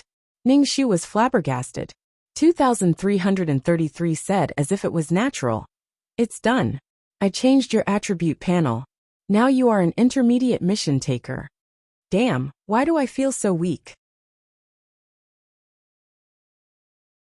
Chapter 593. Ningshu opened the attribute panel and distributed the 60 points. He added 30 points to wisdom, 10 points to luck, 10 points to strength, and 10 points to aptitude. Number 23333 name Ningshu, intermediate quest taker. Age 27 points 1. 65 million/1. 5 million soul, 300 HP, 71 wisdom, 17030 charm. For luck, 4410 MP, 120 faith, 44 strength, 11210 aptitude, 3910 merit, 26 skills. 5th ring shooting technique, trash fighting technique, beginner level peerless martial arts, beginner poison technique, beginner business management knowledge, beginner code programming, beginner lawyer skills honorary title, goddess of war selfless ancestor tools, calm aura amulet aura, mother of the world queen's blessing, model worker, Chenshi's blessing, leader aura, grass blessing, best friend, Meow Meow Meow's blessing, life-saving hand, Zhu Su Nyang's blessing. After Ningshu distributed the attribute points, he found that his charm was only 4 points. If he had known earlier, he would have squeezed a point from his teeth and added it to his charm. After becoming an intermediate quest taker, Ningshu's heart lit up with hope. He asked 2333, can I go back for a while? Go back where? 2333 was puzzled. Since I'm an intermediate quest taker, can I go back to the world where I was born? Before, Ningshu hid these things in his heart because he couldn't control his own fate. Now that he was an intermediate quest taker, he had some rights to speak. Ningshu wanted to go back to see his parents and wanted to exchange some body-strengthening pills for them from the system store. Ningshu had 2 older brothers. To be honest, their relationship was very indifferent. Ningshu stayed in the hospital since she was 10 years old, and she stayed there for so many years. Before, her parents still cared about her and came to the hospital to see her every day. But after a long time, they became indifferent and paid the medical fees at a fixed time. Ningshu was still grateful to them. At least they had the money for her treatment. Although the time in the hospital was painful, she was still alive and was brought into the system space after her death. 2333 said, no, questers cannot go to any plane without a quest. I will keep an eye out for you. If there is a quest for that plane, I will accept it for you. Ningshu said with some disappointment. I'm just afraid that when I can go back, they won't be here anymore. The laws of time in every dimension are different. Maybe a second in this world is a year in another world. Maybe 1,000 years in another world. 2333 comforted Ningshu. However, Ningshu was not comforted at all. Instead, he was very unsettled by 2333's words. What if the plane he was born in was already 1,000 years old? Actually, there is another way, 2333 said. What is it? Ningshu felt that 2333's ideas were usually quite ridiculous. When you are strong enough to turn back time, even if 1,000 years have passed, you will still be able to see your parents, 2333 said. Ningshu, go away, go away, go away. To be able to change time, how powerful was that? If she was that powerful, The first thing she would do would be to kick 2333. Ningxu sighed. She just wanted to go home and take a look. Your next mission is a trial mission for an intermediate quest enforcer. 2333 said. Every time you level up, there will be a trial mission. Ningxu recalled Mu Yinluo's and the 7 Calabash Brothers mission. He suddenly had a bad feeling. Is it a normal mission? Is there a difference between normal and abnormal quests? 2333 sounded doubtful. A quest is a quest. A system would never be able to understand a person's thoughts. It would never be able to understand a person's feelings of despair. What if I fail the mission? What if I fail the trial mission? Ningxu asked. Will I be obliterated? Of course. If you fail, you will lose the title of Intermediate Quest Enforcer. The next time you level up to Intermediate Quest Enforcer, you will need 6 million points, 2333 said. Ningxu was speechless. What a scam, what a difficult feeling. Oh right, you can't exchange for anything from the trial quest. Even if you do, you can't use it. 2333 added. Ningxu hurriedly asked. Even the most basic necessities of life can't be provided? Not even the fasting pills and water? Yes, 2333 emphasized. Anything. Ningxu. =_ smiley face? What's the matter? That's why I'm here. That's why I'm here. Watch this old lady scatter the flowers. Why is it so unfair? Ningxu asked in confusion. Why do I feel like this mission is trying to kill me? Nope. This mission is to test the quest taker's ability in all aspects without relying on external items. 2333 said matter-of-factly. Ningxu was speechless. Then can I cultivate peerless martial arts? Can I concoct poison? Ningxu asked somewhat powerlessly. These are your own abilities.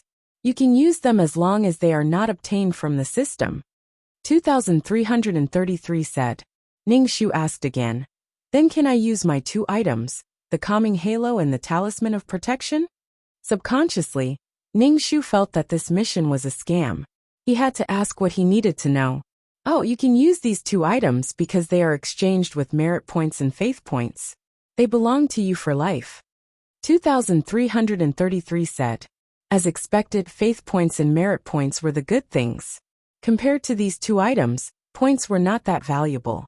However, he did not know how to obtain merit and power of faith. May I ask what world the trial will be in? Ancient or modern? Ningxu asked. 2333 said casually, randomly choose. Ningxu was speechless. Fuck, he regretted not adding all his attribute points to luck points. Usually, Ningxu was not confident in things that relied on luck. Will the mission be difficult? Ningxu asked. It's random. It depends on your luck. It could be difficult, or it could be easy. It depends on what kind of mission you get. Haven't you heard that luck is also a kind of strength? 2333 said carelessly. Good luck. I have faith in you. Thank you. Ningxu said somewhat powerlessly. Ningxu took a deep breath. He sat cross-legged on the ground and began to cultivate his peerless martial arts. No matter what kind of mission it was, he had to maintain sufficient mental strength. After cultivating for a while, Ningxu opened his eyes. He was a little upset about this mission. If he failed, not only would he be disqualified as an intermediate quest taker, but the next level up would not require 3 million points. Instead, it would require 6 million points. Just hearing this number made him despair. It was not easy to level up. Ningxu hoped that this mission would be easier. Chapter 594. Ningxu had to admit that he was worried. He started to panic as he paced back and forth in the system space. You look like a dog biting its tail, 2333 said. Ningxu was speechless. Can you give me a hint about the mission? Ningxu asked 2333. I'm a little scared. No, maybe the mission is very simple? 2333 comforted Ningxu. I'm not scared. Ningxu was speechless. It's not like you're the one doing the mission. Ningxu thought about it and realized that he was being too scared. He chanted the mind-cleansing mantra in his heart. He thought about it and realized that it was not a big deal. He could just start all over again. After completing so many missions, Ning Shu felt that he should be able to complete this trial mission. Ning Shu walked around the virtual space again. Most importantly, he wanted to eat at the restaurant. No matter how much he ate at the restaurant, he would not feel bloated. It would dissipate as soon as he ate. In order to satisfy his craving, Ning Shu spent a few thousand points to buy a table full of dishes and tried all kinds of food. Luckily, you're just a soul. If you eat so much, you'll definitely become a fatty, 2333 said in disdain. It was because he knew that he was just a soul that he could eat so much without any restraint. After a hearty meal, Ning Shu returned to the system space. She calmed herself down and took out a book from the bookshelf. Then, she calmed herself down and started reading. After finishing the book, Ning Shu slowly watered the potted plants and ran on the treadmill for a while. He was just randomly touching the plants. Do you not want to enter the mission? Why are you dawdling? 2333 asked. Ning Shu sat cross-legged on the sofa and said, I'm not ready yet. Let me be mentally prepared. What do you need to be prepared for? 2333 sounded confused. Mentally prepared. 2333. System notification. 2333 doesn't want to talk to you and threw a pile of shit at you. Ning Shu stretched lazily. He had originally wanted to enter the mission world, but he suddenly thought of something. Since 2333 was useless, there might be someone who knew what to pay attention to in the trial mission. Ning Shu stepped into the tunnel leading to the virtual space. He felt dizzy, and when he opened his eyes, he was already on the street. Ning Shu did not delay, and went straight to the consultation room. When he arrived at the door of the consultation room, Ning Shu first mourned in his heart for the points he was about to lose. Walking into the consultation room, Ning Shu caught a whiff of an agarwood fragrance. When he breathed it in, he felt a cooling sensation in his soul. It was as if all the dirt in his soul was slowly disappearing. Ning Shu's nose twitched hard as he tried to inhale the fragrance of the agarwood. The silver-haired man came out from the inner room, holding a book with a leather cover in his hand. He sat down unhurriedly, his every movement carrying the etiquette of an ancient aristocrat. The silver-haired man placed the book in his hand on the table, opened it, and said to Ning Shu without raising his head, Please sit. Ning Shu sat across from the silver-haired man, his nose still quietly inhaling the agarwood fragrance. He asked the silver-haired man, Is there anything I need to pay attention to in the intermediate trial mission? No, I want to ask first, how much does this mission cost? 1,000,000 points, the silver-haired man said calmly. Ning Shu thought, Go to hell, go to hell. Ning Shu's face twitched. Last time it was 300,000. This time it was 1,000,000. Why is it so expensive? Fortunately, he had asked before. Otherwise, if he had asked for 1,000,000 points, Ning Shu would have been scared out of his wits. You can also choose not to ask. Pay 200,000 points and you can go, the silver-haired man said calmly, his bony fingers flipping the pages of the book. Ning Shu was almost stunned by the pair of hands, but he quickly reacted and asked, Why do I have to pay 200,000 points if I don't ask? How black-hearted. He could have just casually asked for 1,000,000 points. You can just go and rob me. I've never seen such a black-hearted person. Unfortunately, I can only find this person. The silver-haired man looked up at Ning Shu. From the moment you enter this consultation room, you will be charged. The agarwood you smell is a very precious item. Its value cannot be estimated. Ning Shu immediately held his breath. I'm not inhaling. Not asking would waste 200,000 points, so he might as well ask questions. Ning Shu asked, I want to know what I need to pay attention to in the trial mission. It's not only the beginner trial mission, but also the intermediate trial mission and the advanced trial mission. There are even higher levels above. Let's not talk about whether or not you can complete the trial mission. The most important thing is to protect your own life and not die during the mission. As long as you wait for the auxiliary system to notify you that you can leave the mission world, the mission will be considered completed. The mission completion rate will be 60%, and you will pass the trial, the silver-haired man said slowly, and Ning Shu heard it very clearly. Ning Shu felt a little more confident.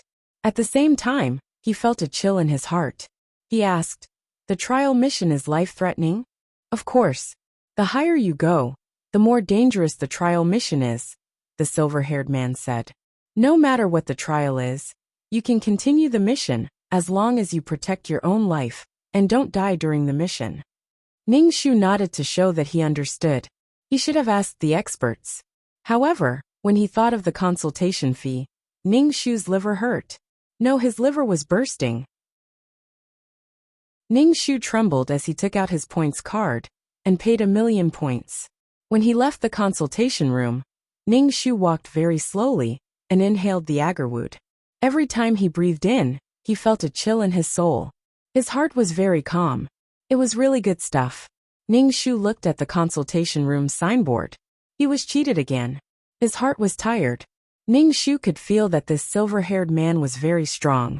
At least in this virtual world, no one could mess with him. Ning Shu wanted to go back on his words, but he didn't dare. Ning Shu could see that 2,333 might or might not know the rules of the trial. But 2333 couldn't say these things out loud. Sigh, I'm so weak. I'm just an ant. Back in the system space, Ning Shu asked 2333. Am I very weak? Very weak, 2333 said. But everyone starts from weak to strong. I thought you wouldn't be able to hold on for so long. But you are now an intermediate mission taker. You will get stronger in the future. Don't worry about the 1,000,000 points. It's worth it to use the points to exchange for the senior's guidance. 2333 looked at Ning Shu's pained face. Don't be petty. Be generous. Ning Shu. Hee. All you know is to play dead and say useless things. I'm really speechless. However, 2,333 wasn't as sure that he couldn't go on like before. He was encouraging him now. Before he was indifferent and didn't think much of him as a mission taker. Chapter 595. Zhu Siyuan went to the hospital to see Zhu Yanxiu with the chicken soup made by Sister Xiaotong. But his nominal father asked him when he saw him, Siyuan, can you help me find Fang Feifei? Ask her to come and see me. Zhu Siyuan. Zhu Siyuan was only a child less than 10 years old. It was not easy for him to come to the hospital alone to see Zhu Yanxiu. The world was so big. Where could he find this woman called Fang Feifei? He had only seen her twice and didn't know her at all. Zhu Siyuan was speechless. His mother said that she would do her duty to his father. But Zhu Siyuan didn't even want to see his father like this. He kept muttering the name of another woman. His mother was his wife. Why did he keep muttering the name of another woman? Zhu Siyuan put down the chicken soup and turned to leave. Zhu Yanxiu shouted at Zhu Siyuan's back. Siyuan, you must help me. Zhu Siyuan wanted to say that he couldn't do it. What kind of father was he? Zhu Siyuan went back home and told Zhu Sunyang about this. Zhu Sunyang was a little absent-minded. Now all kinds of images flashed through her mind, frame by frame. Zhu Sunyang looked at her hand and reached out to hold the scalpel in the box.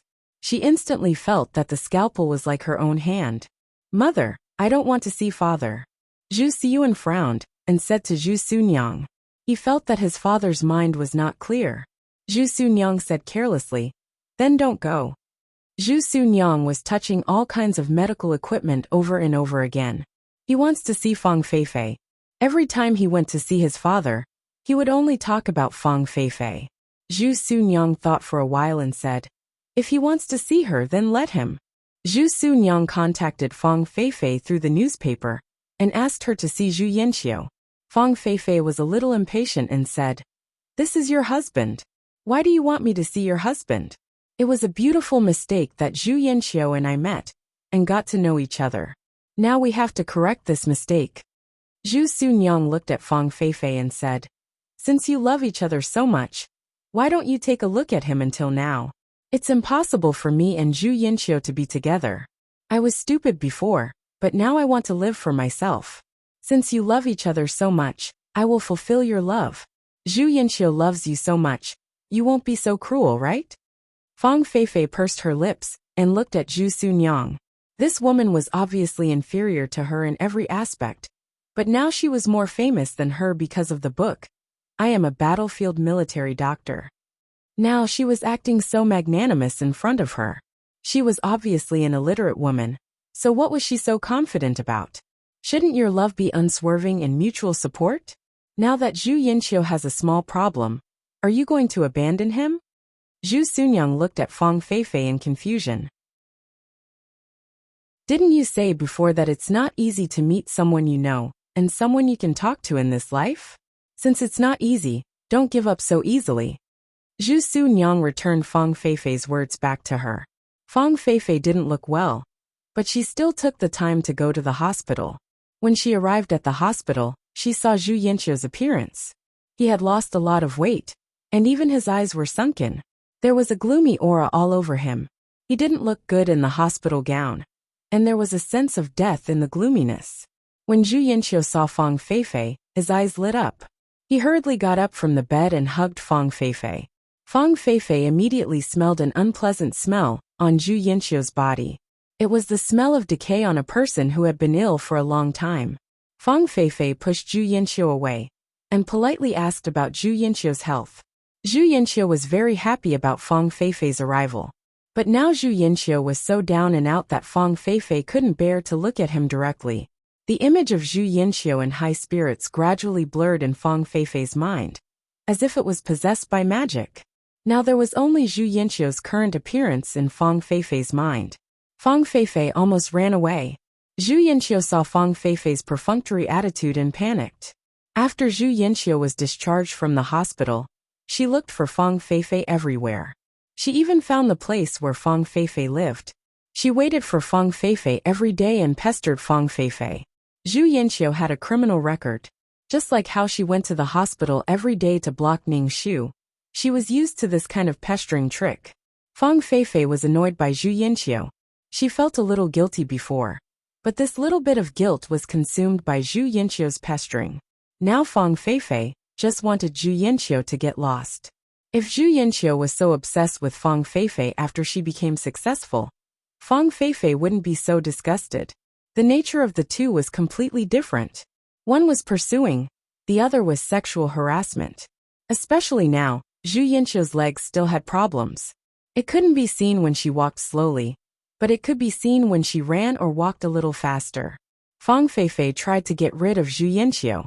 The more Fang Feifei was like this, the more Zhu Yinqiu wanted to hold on to Fang Feifei. Now Zhu Yinqiu had nothing. She just wanted to hold on to the woman she loved deeply. In a fit of anger, Fang Feifei ran to the front line with her camera. Zhu Yinqiu also ran to the battlefield.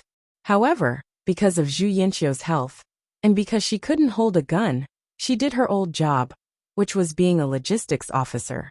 She always tried to give Fang Feifei special treatment, but Fang Feifei didn't appreciate it at all. Every time, Fang Feifei threw the bowl on the ground very rudely and told Zhu Yinqiu not to follow her. Zhu Yinqiu was very angry. She said that Fang Feifei was cruel, but the next day, she still served food to Fang Feifei. Fang Feifei didn't throw the bowl at random. Fang Feifei had an ambiguous relationship with a young officer in the army. Zhu Yinqiu knew about it and was very excited. She even wanted to hit the officer. However, the officer took out a gun and pointed it at Zhu Yinqiu's forehead. Zhu Yinqiu didn't dare to make trouble at once. But because of this, the officer's attitude towards Fang Feifei also became cold. Fang Feifei was beautiful and did things quickly. She was very popular with men. But now it was a special time. As the upper class of the army, the officer had to ensure the harmony of the army. He couldn't take the lead to do such a thing. Fang Feifei was very angry. She was sick of Zhu Yinqiu. Her eyes were full of disgust when she looked at Zhu Yinqiu. Zhu Yinqiu was very happy in her heart. She even told Fang Feifei that the person was playing with her, and she shouldn't be fooled. Fang Feifei was so angry that she almost wanted to kill Zhu Yinqiu. Zhu Sunyang and Xiaotong were also sent to the battlefield. They still followed the officer. The officer appointed Zhu Sunyang to be his military doctor. Obviously, he trusted Zhu Sunyang more. Zhu Sunyang's reputation was much better than Fang Feifei's, a small reporter. Every time Zhu Yinqiu heard others talking about the female military doctor on the battlefield, she felt very complicated. Once she couldn't help but say that Zhu Sunyang was his wife. But she received disdainful looks from the people around her. The whole army knew that Zhu Yinqiu liked the war reporter. Now she said that the military doctor on the battlefield was his wife. She was crazy. Zhu Yinqiu's behavior of being obsessed with Fang Feifei was not crazy in the eyes of others. Chapter 596. 2333. Enter the quest. Ning Shu said to 2333. Okay. Ning Shu suddenly felt a little dizzy. When his soul and soul merged, Ning Shu opened his eyes and felt that his body was sticky. Even though there was a mat under him, he still felt very hot. The sky was a little dark. There was an oil lamp on the table. There were 4 beds in the room. Some people were sleeping on the beds, and occasionally someone would turn over. In the middle of the night, there were occasional cicadas chirping. Ning Shu felt a little thirsty. He got up from the bed and poured a glass of water to drink from the table. The water was very cold, but it was refreshing to drink it in his mouth. It was cool. After drinking enough water, Ning Shu quickly climbed onto the bed to receive the plot. Ning Shu's identity this time was a maidservant named Miao Ling. Her master was Injin's concubine Song Gich. For various reasons, she died in the fight in the house. Then, Ning Shu realized that this world was very chaotic. This was the Qing dynasty that had been transmigrated into a sieve. It had fallen into the magnificent 9 dragons fight for the throne. There were also princes with different temperaments. Everyone was a dragon and phoenix among men. Most of the girls were here for the 4th prince. Injin was the future emperor. He was unpredictable, suspicious, and even treacherous and cruel. All of them wanted to conquer the famous cold-faced king in history. It was too challenging to conquer such an iceberg. It melted the iceberg and watched the cold person fall into a passionate love. He was cold to others, but he was different to himself. It was too fulfilling. It was great to obtain the emperor's favor and fall in love with the emperor. They could even enter the palace and become a concubine and empress. There were transmigrators, reborn people, and even rebels in the backyard of the 4th master. There were 2 in the Neohuru clan alone. It was as if they had taken on the surname of Neohuru. They were the ones in history who had stood tall for 3 dynasties, from concubines to imperial concubines to empresses, and finally, the Empress Dowager, who was raised by Qianlong. It was like a group of demons dancing wildly. All of them had their eyes on Injin, as the final victor of the 9 dragons fight for the throne. Or they used their historical knowledge to help Injin fight for the throne. He felt that Injin was also quite miserable. So many people were secretly staring at him. At this time, Injin was still following behind the crown prince. He looked like he was wholeheartedly assisting the crown prince. In the end, so many women rushed into his backyard. Trial mission: protect the child in Song Shi's womb and prevent the child from dying. When Ning Shu saw this mission, he was stunned. What kind of mission is this? Ning Shu carefully sorted out the information. Madame Song's status was not very high. She was the magistrate palace maid that Master Kong had given to 4th prince. She taught Injin how to reproduce children step by step. She was Injin's first woman. Injin's virginity was given to her. Injin married Ilanara of Difujin. Song Shi also became a Gij in the backyard. However, Injin did not like Song Shi very much. Moreover, she herself was a little confused. She always felt that she was Injin's first woman, and the first woman to give birth to his child. The problem was that the Song clan's 2 daughters, the eldest daughter and the 3rd daughter, were both dead. A man's backyard was so deep. Probably only the 4th master could do it. After Ning Shu sorted out the information, he had already determined the direction of the mission in his heart. That was to protect his life and not let himself be swept by the aftermath of the battle between these women and become cannon fodder. It was already time to get up. The other 3 maids had already gotten up one after another. Ning Shu also quickly got up from the bed, picked up the clothes by the bed, and put them on. The clothes of the Manchu Qing were mainly Chongsam's. They were vertical robes with a round collar and a waistcoat on the outside. Ning Shu fumbled for a long time and finally put on the clothes. Then, he casually took a pearl flower from the small box on his bedside and inserted it into his hair bun. Then he went to serve Gij Song, who was about to get up. Ning Shu went to the kitchen and brought warm water to Gij Song's courtyard. He walked into the room. At this time, Song Gij had just gotten up, put on her clothes and rinsed her mouth. Ning Shu's duty was to clean Song Gij Song's face. Ning Shu wrung the handkerchief dry and gently cleaned Song Gij Song's face. He looked at Song Gij Song up close. She had a good appearance, a round face and a full forehead. She looked like a blessed person. Otherwise, Master Kong would not have betrothed her to Injin. After cleaning Gij Song's face, he wiped her hands. Then, he carried the basin of water out of the room. Gij Song suddenly called out to Ning Shu. Ning Shu suspiciously turned his head to Song Gij Song and asked, "Gij Song, why did you call this servant? The pearl flower on your head is very beautiful." Song Gij Song said. Ning Shu was stunned. Then, he wondered if the pearl flower on his head was out of line. It should not be. Miaoling's small box should not have anything beyond her status. "Thank you for Gij Song's praise."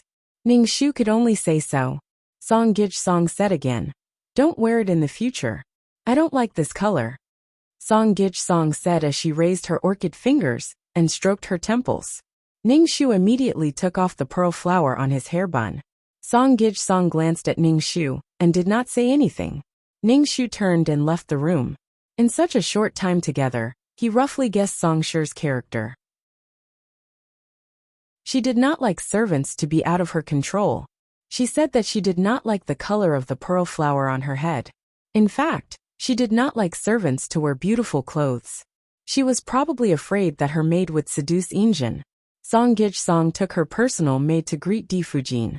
Ning Shu went to have breakfast, and then returned to the room. He put the pearl flower in the small box beside the bed, and only took a silver hairpin to plug it in. For this task Ning Shu was very careful. Song Gij Song was just a Gij Song, but her attitude towards servants was very arrogant. Therefore, as an involuntary maid, it was easy for her to become a sacrifice in the fight between big people. Moreover, part of the reason for the death of the original Miaoling was because of Song Gij Song. Sure enough, as the silver-haired man said, the most important thing was to save one's life. But he did not know whether Song Gij Song was pregnant now. The three maids in the same room returned to the room one after another.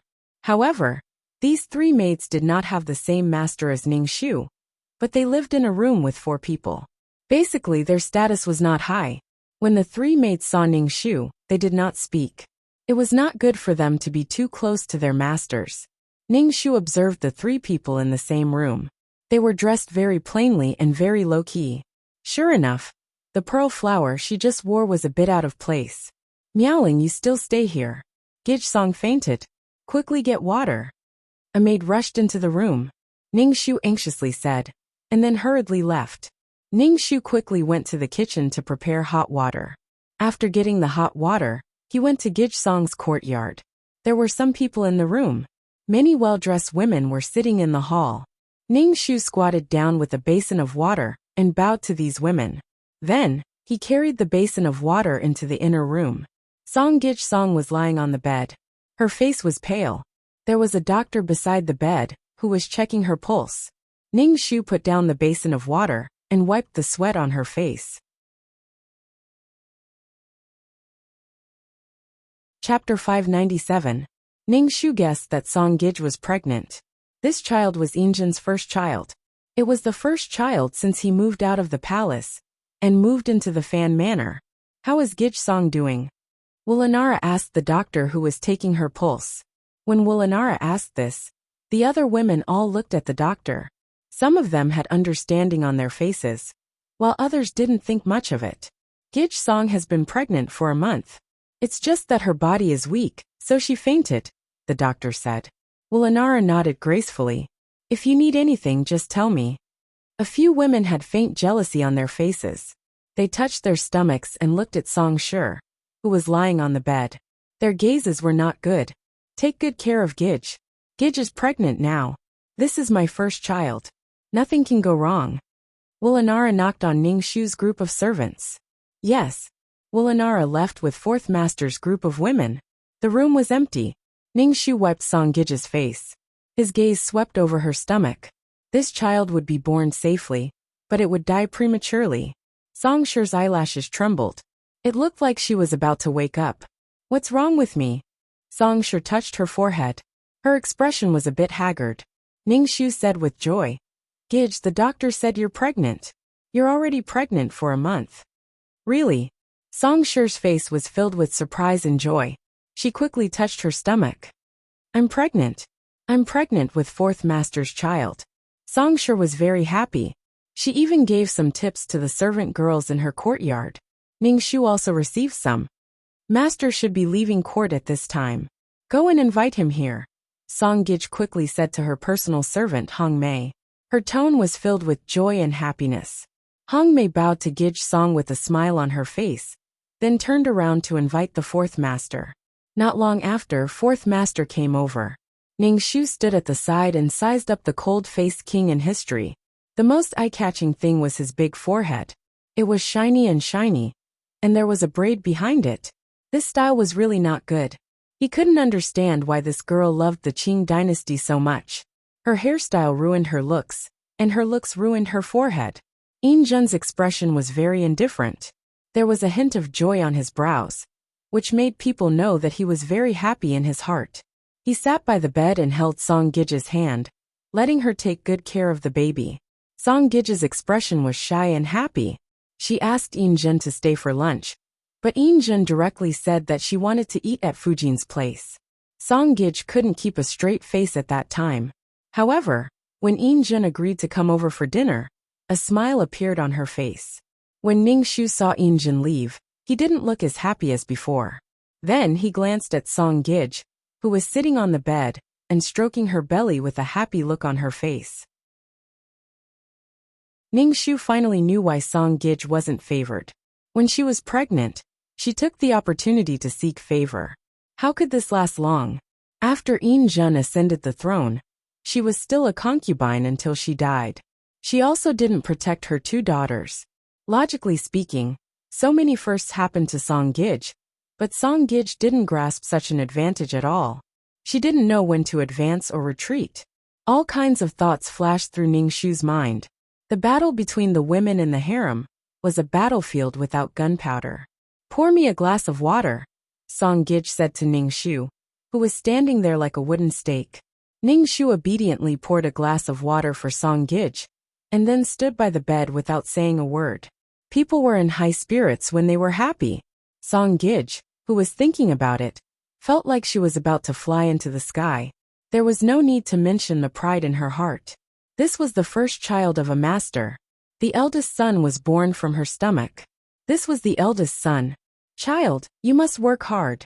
Song Gidge touched her stomach and muttered to herself. Ningxu. The child now might still be an embryo the size of a fingernail, but she was already given such high hopes. Ningxu stood at the side and didn't say anything. He didn't open his mouth to flatter her. The pregnant Song Gidge was very delicate. When she had lunch, she ate this tasteless, and that didn't suit her appetite. In short, she didn't like any of the dishes on the table. She was all kinds of picky, and asked the kitchen to make a new table. She didn't specifically say what she wanted to eat, and she wasn't satisfied with the dishes. Ningxu's mouth twitched as he watched from the side. She was too pretentious. Even if she was pregnant, she would be tired of it again and again. It was not easy to give birth to a child safely in the backyard. At this time, she should keep a low profile. If the Song family did this, everyone in the yard would know. Even if she was delicate, she shouldn't be so delicate. Song Gidge forced herself to eat a little, and then cleared the table. She gave the rest of the food to the servants. Even Ningxu got a share. Ningxu didn't eat it. Instead, he ate the food that the servant girls should eat. At dinner, Injun came over to eat and made a table of dishes. When Injun saw these dishes, he frowned. Obviously, he was dissatisfied with the sumptuous dishes on the table. To be honest, Injun was just a bailiff who had just left the palace. His salary wasn't much. Moreover, he had such a big family to support. The two of them couldn't finish such a table of dishes. Injun was a more thrifty person. He was even more thrifty when he ascended the throne. However, Song Gidge didn't notice it at all. She even eagerly picked up food for Injun. The two of them couldn't finish the table of dishes, so they gave the rest of the dishes to the servants. Then Ningxu got another plate of dishes. Looking at the other servant girls' glory, Ning Shu was really helpless. Although the servant girls were proud of getting dishes, Ning Shu didn't feel proud at all. After Song Gij went to bed, Ning Shu returned to the room to sleep. He sat on the bed and hung his stiff legs. After standing for a whole day, his legs and stomach were stiff. After today's situation, Ning Shu also knew how to be a servant girl. In addition, she was actually a servant girl with no status. She only did some cleaning, wiping the table and carrying water. She couldn't get a word in when she was beside Song Gij. When Ning Shu was rubbing his legs, the other 3 servant girls came back. When they saw Ning Shu, they said, "Your master is really troublesome.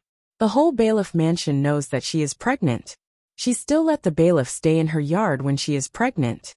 Ning Shu could only sigh in his heart. It was really tiring to stay in this backyard. It was such a big place.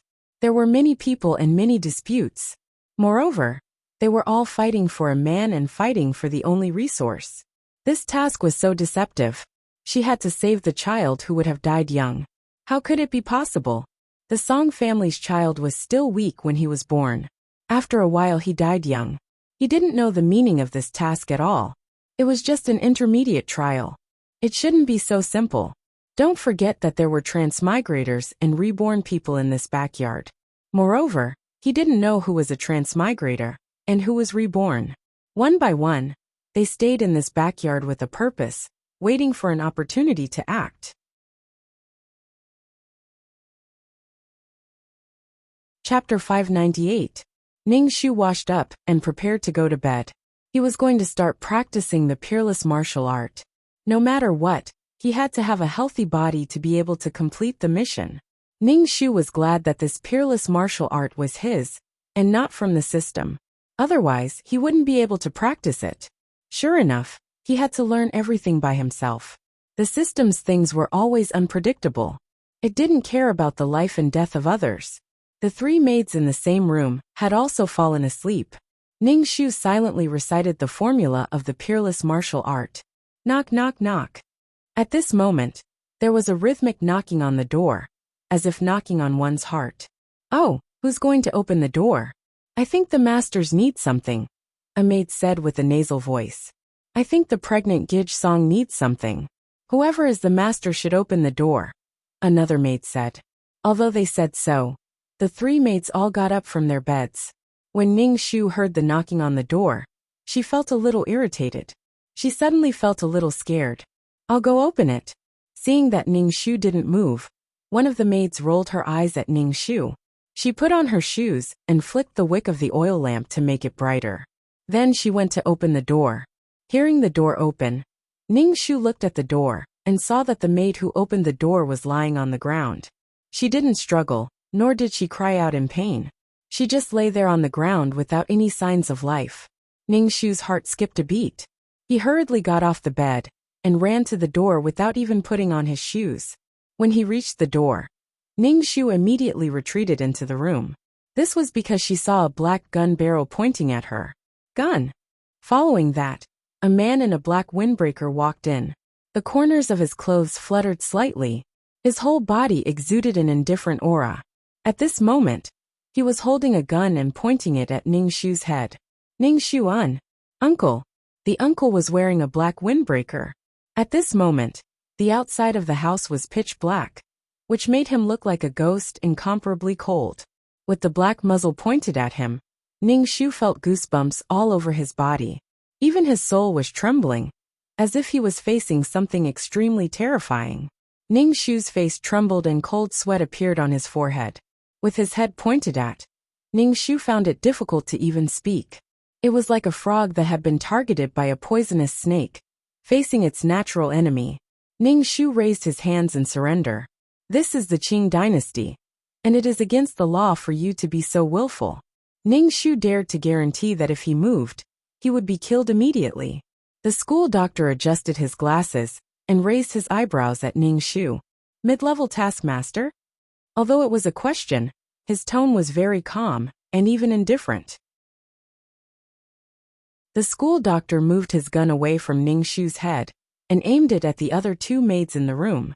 "Please let me go. I will leave this world immediately. I was wrong." One of the maids knelt on the ground and kowtowed to the school doctor. She looked regretful, tears and snot covering her face. Ningxu dumbfounded. The school doctor raised his eyebrows and said, "Okay. Thank you."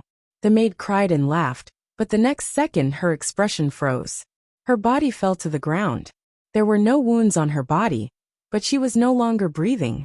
Ningxu didn't hear the gunshot at all. He turned his stiff neck and looked at the maid on the ground.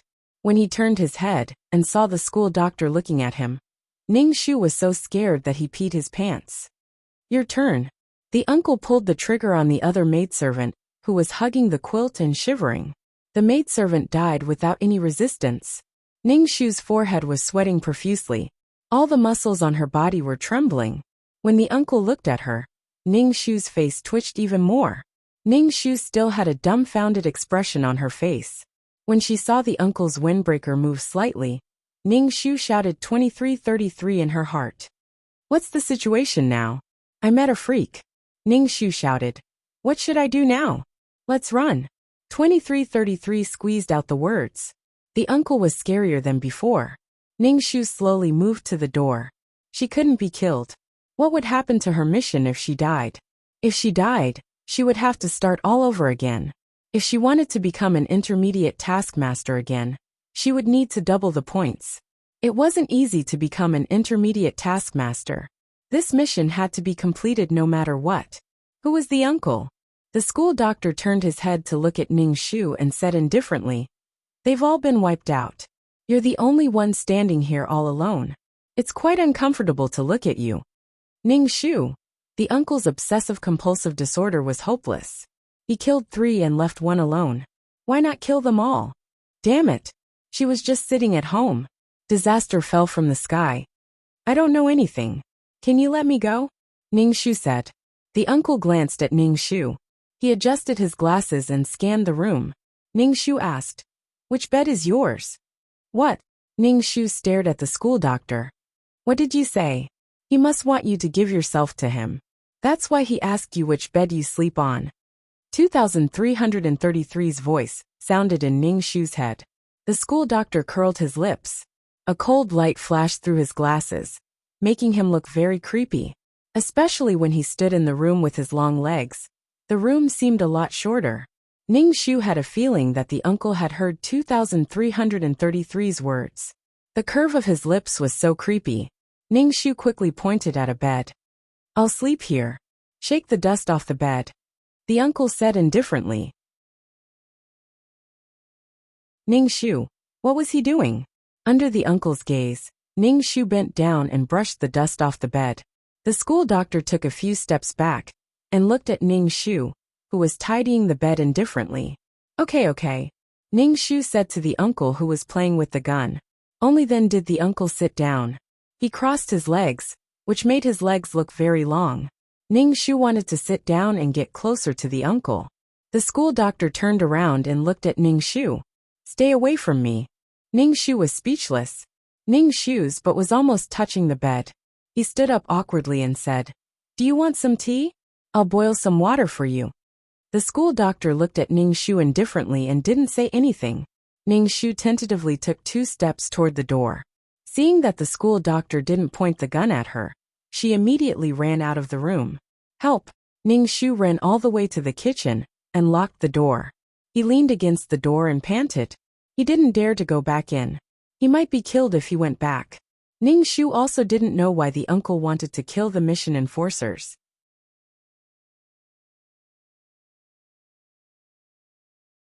Chapter 599. Ningxu hammered her weak legs and asked 2333, "What's going on?" "It's just like what you saw.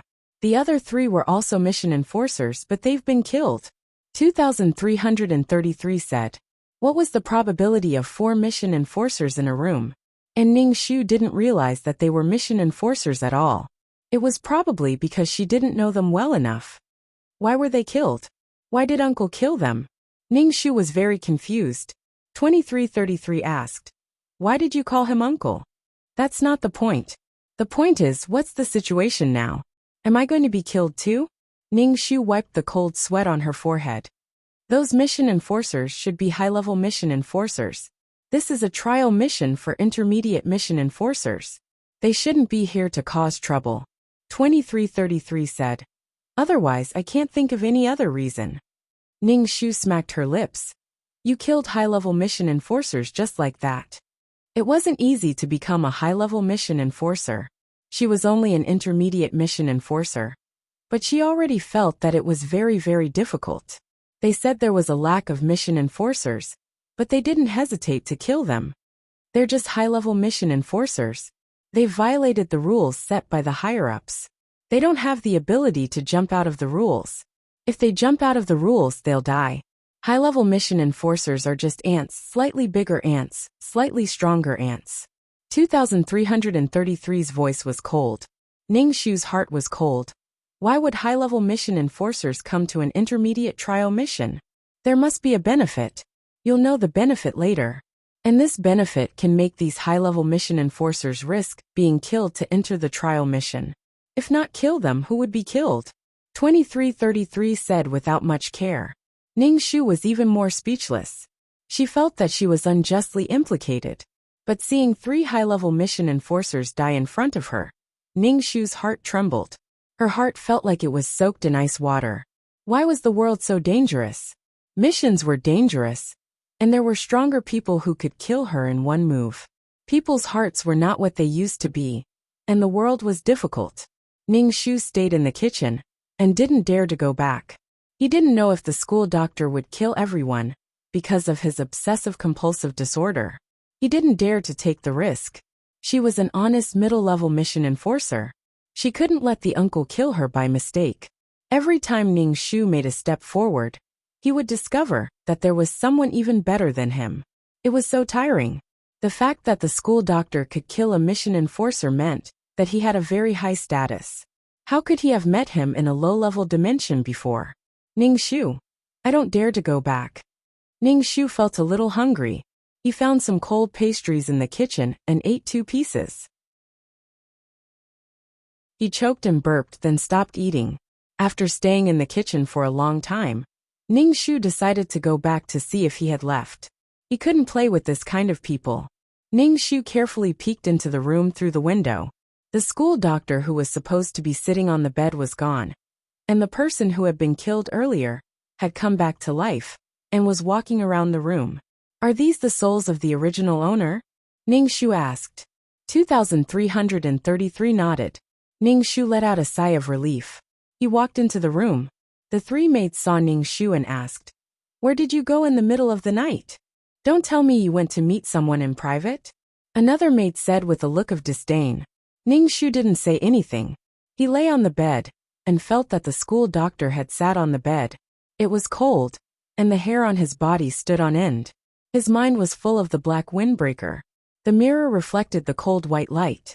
The abstinence and coldness. I'm so scared. Ning Shu didn't sleep well that night. When he woke up the next morning, his head hurt. Especially when he saw the 3 maids walking around in front of him. Ning Shu thought of the mission enforcers who had been in their bodies and disappeared. He felt cold all over. He felt that the world was full of danger. Ning Shu felt a little dispirited. He was really scared last night. He asked 2333. I suddenly feel that there's no meaning.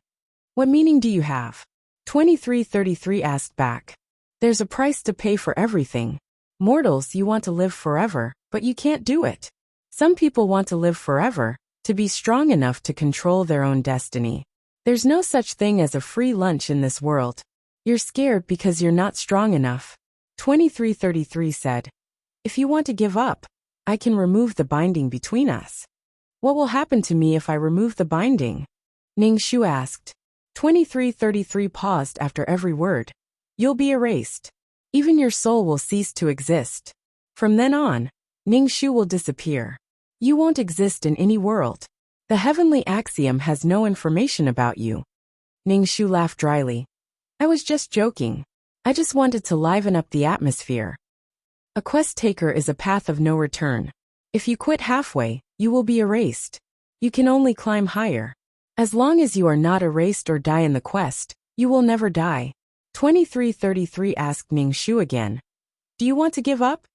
2333's voice was very cold. Ning Shu took a deep breath and said, "When did I say that I was going to give up? I just sighed and you kept blabbering on and on." 2333 was trying to scare her. Ning Shu washed up and went to serve Gijsong. When he arrived at Gijsong's courtyard, he found that Song Gijsong was still asleep. But soon, it would be time for Song Gijsong to greet Di Fujin. Could it be that Song Gij did not intend to pay respects to Di Fujin? Was she going to use her pregnancy as an excuse to not greet Di Fujin? Ning Shu stood at the door with a basin of water. After waiting for a long time, it was getting late. He was sure that Song Gijsong didn't intend to not greet Di Fujin. It was only the first month of pregnancy. She didn't have any trouble moving. Song Gijsong was just a concubine. It was easy for problems to arise if she was spoiled. Encountering such a muddle-headed master was also a bit difficult. With a creak, the door opened. Song Gij's personal maidservant Hong Mei came out. She glanced at Ning Shu, took over the basin in Ning Shu's hand, and cast a sidelong glance at Ning Shu. She raised her chin and said, "Go to Di Fujin's courtyard and tell her that Gij is not feeling well today. She felt dizzy when she woke up this morning. Go and apologize to Di Fujin and tell her that Gij can't pay her respects today." Ning Shu, T_T. I'll cry and flip table. He definitely couldn't do something like being cannon fodder. Big sister Hongmei, this servant still needs to help Gij freshen up. How can it be this servant's turn to show her face in front of a noble? Ning Shu said cautiously. Hongmei raised her chin. At least you know what's good for you. Go and report to Di Fujin's courtyard. Go quickly, or Di Fujin will blame Gijsong. Hongmei carried the basin of water into the room.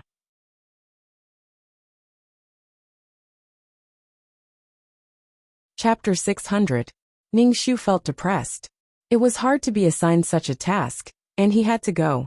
Ning Shu went to Di Fujin's courtyard. Led by a maid, he entered the hall. As soon as he walked in, he saw a few beautiful women sitting in the room. Elenara sat at the head of the table. She looked elegant and dignified. Ning Shu walked quickly into the hall. He bowed to Elenara and said respectfully, "Greetings to Di Fujin." Before Di Fujin could say anything, a woman sitting below said, "Why hasn't your Gij come to greet Fujin yet?" Ning Shu looked at the concubine who spoke. It was Injin's concubine Gung. He bowed and said, "Gij Gung, my Gij didn't get up in the morning. Gij felt uneasy and asked me to come and apologize to Fujin." Ning Shu said again and again. When he bowed, he was almost half squatting. His attitude was very respectful and humble. Elenara smiled faintly and said, "It's okay.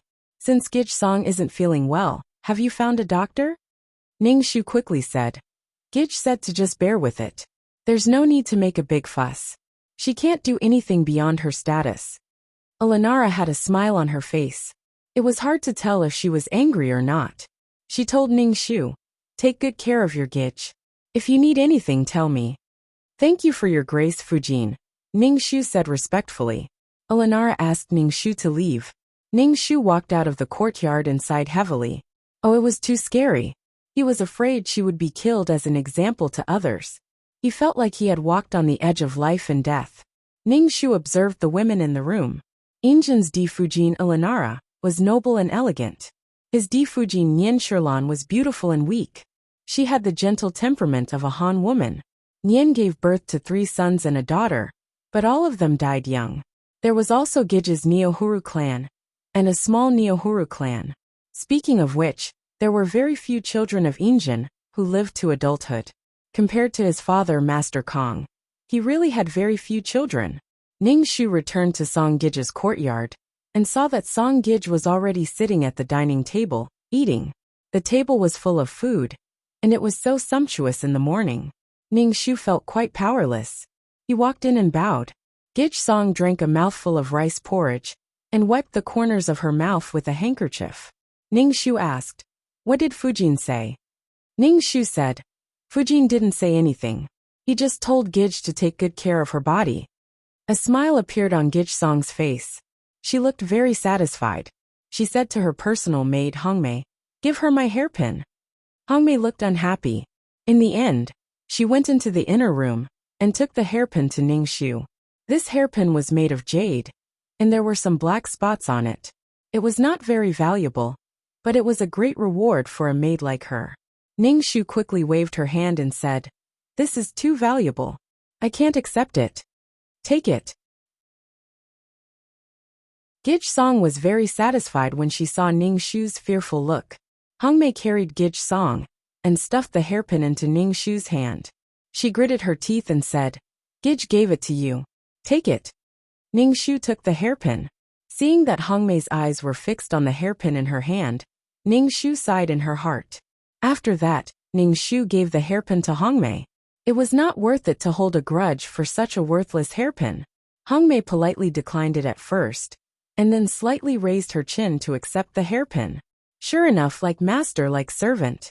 Hongmei and Song Gijsong were the same. Once they were in power, they became complacent. She would rather be a low-key servant. Song Gijsong's pregnancy was not very comfortable. It was either there was something wrong with her, or there was something wrong with her. Anyway, there was no end to it. A woman's pregnancy was uncomfortable, but it was not like Song Gijsong. Miaoling, go and ask Master Baylor to come. Gijsong is not feeling well, Hongmei said to Ningxu. Ningxu glanced at Song Gijsong, who was sitting on the bed. Song Gijsong rubbed her forehead with her hand, looking very uncomfortable. With Ningxu's shallow medical skills, Gijsong was not feeling well yet. After a while, it would be the pregnancy period, and she would vomit. Gijsong should take good care of her body now. She should eat more before she starts vomiting. When the time came, it would be very painful. Go and ask Master Baylor to come over. Gijsong is not feeling well. Hongmei urged again when she saw that Ningxu did not move. Ningxu was speechless. Why did she always have to do such things? Besides, Injin was not a doctor. Why did she call him over? Being pampered like this would always wear out Injin's patience and pity. Go quickly. What are you standing there for? Can't you see that Gijsong is not feeling well? Hongmei's face was already stern. Ningxu said yes and turned around to look for Injin. No, he should be looking for a doctor. Ningxu did not go to look for Injin at all. Instead, he went to inform Di Fujin that Song Gijsong was not feeling well. He should look for the main wife for such a matter in the backyard. Directly bypassing Di Fujin to look for Injin was simply challenging Ulanara's authority and status. When Ulanara heard that Song Gijsong was not feeling well, she asked Ningxu to directly invite the doctor in the mansion. Ningxu invited the doctor and came back to Gijsong and said, "Gij, Master Baylor has something to do and can't come." However, when he heard that Gijsong is not feeling well, he was very anxious and quickly asked me to invite the doctor over. Song Gijsong first saw that Ningxu did not invite the doctor over, and her expression immediately turned ugly. When she heard Ningxu's words, she reluctantly accepted it and let the doctor take her pulse. Gijsong is fine. She is a little uncomfortable during pregnancy. Gijsong, pay attention to maintain a good mood. The doctor took her pulse and left. He did not even prescribe a prescription. It meant that nothing happened. Ningxu felt very tired. During dinner, Injin came to visit Song Gijsong and asked, "How are you?" "Master, I'm much better." Song Gijsong was a little flattered and said. She clearly felt that her master's attitude towards her was much better today. He was more gentle than usual. Song Gijsong could only attribute it to her being pregnant. Her master treated her well. Injin said to Song Shi, "You are a sensible person." Injin was praising Song Shi for not looking for him directly today. Instead, she went to look for Di Fujin. Song Gijsong was a little confused, but she felt a little tenderness from Injin. She was overjoyed and did not think about the meaning of Injin's words. After dinner, Injin planned to leave, but Song Shi asked him to stay. Injin frowned and asked Song Shi to take good care of the fetus. Then he left. Song Gijsong was a little confused. Her master was fine before, but why did she feel that he was cold again? Ningxu watched from the side and didn't know what to say.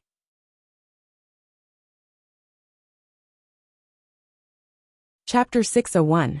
Until Injin left, Song Gij still had a blank look on her face.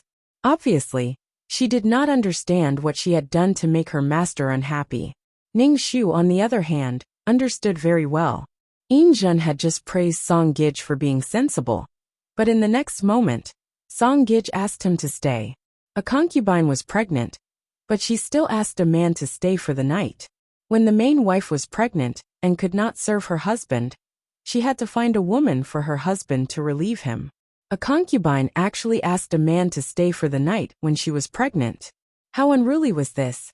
Moreover, Song Gij was not favored at all. Song Gij was a little angry. She threw all the food on the table to the ground. The plate fell to the ground with a crisp sound. The oil and debris mixed together, making a mess on the ground. Song Gij was annoyed by Injun's erratic attitude. In addition, she was annoyed by her pregnancy, which made Song Gij act so aggressively. Song Gij, who had vented her anger, saw the mess on the ground. A look of annoyance flashed across her face. She said to Hong Mei, "Deal with the things on the ground. Don't let anyone notice." Miaoling, quickly clean up the ground, Hong Mei instructed Ning Shu. Ning Shu was speechless. He was speechless. Ning Shu could only start to clean up the things on the ground. It was greasy. He wiped the ground many times before it was clean. Ouch! Song Gij suddenly cried out with a panicked look. My stomach hurts. My stomach hurts a little. Gij Gij. Hong Mei looked panicked.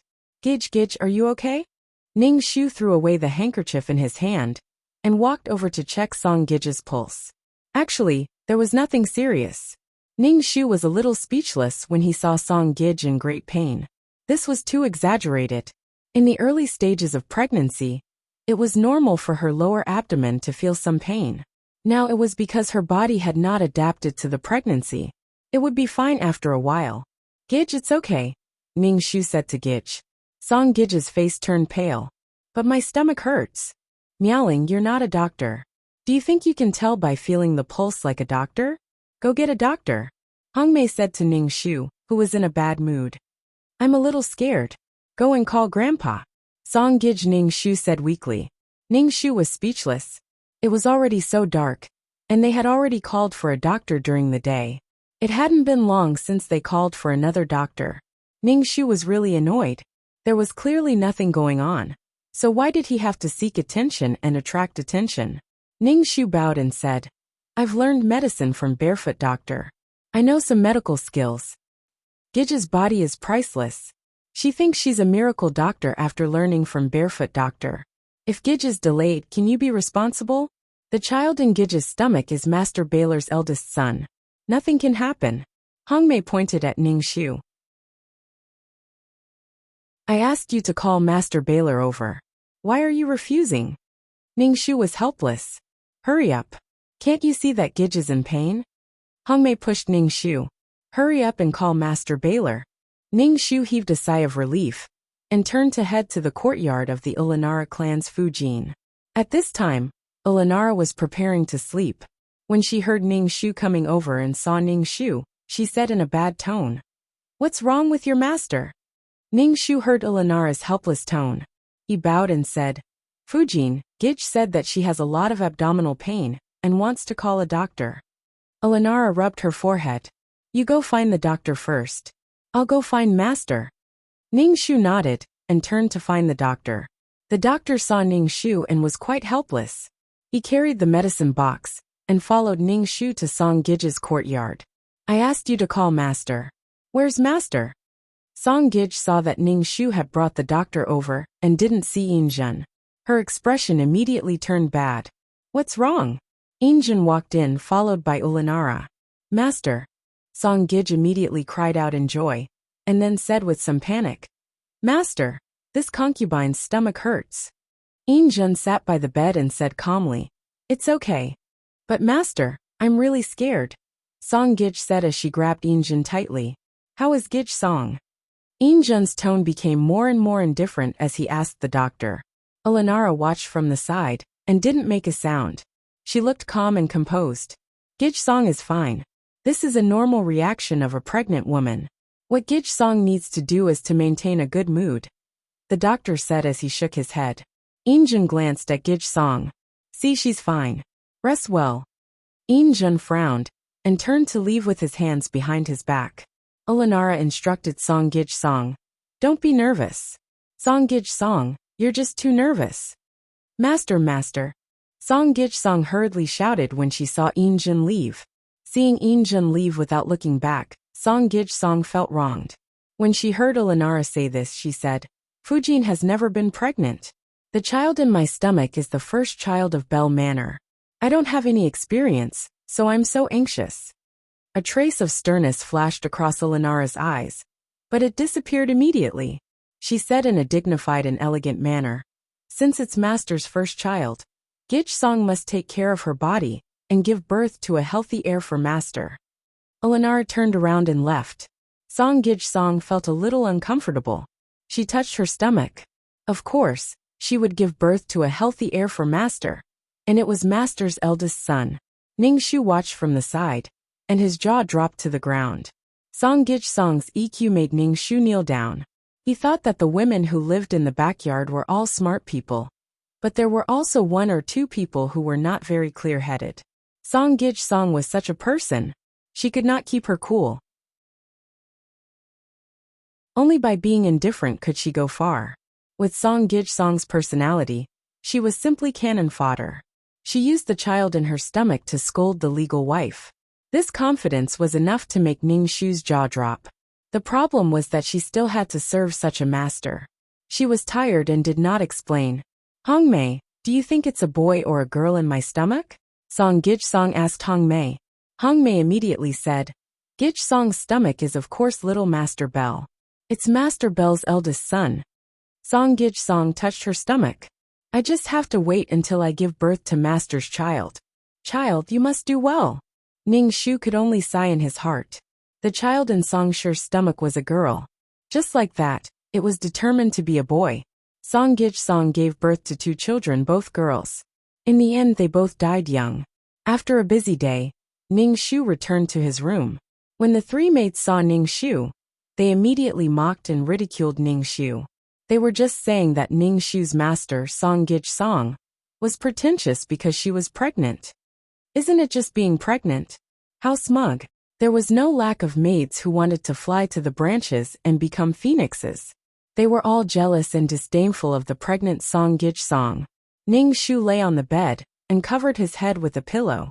He was too lazy to listen to these jealous words. He had to serve Gijsong during the day and listen to these words at night. It was really tiring.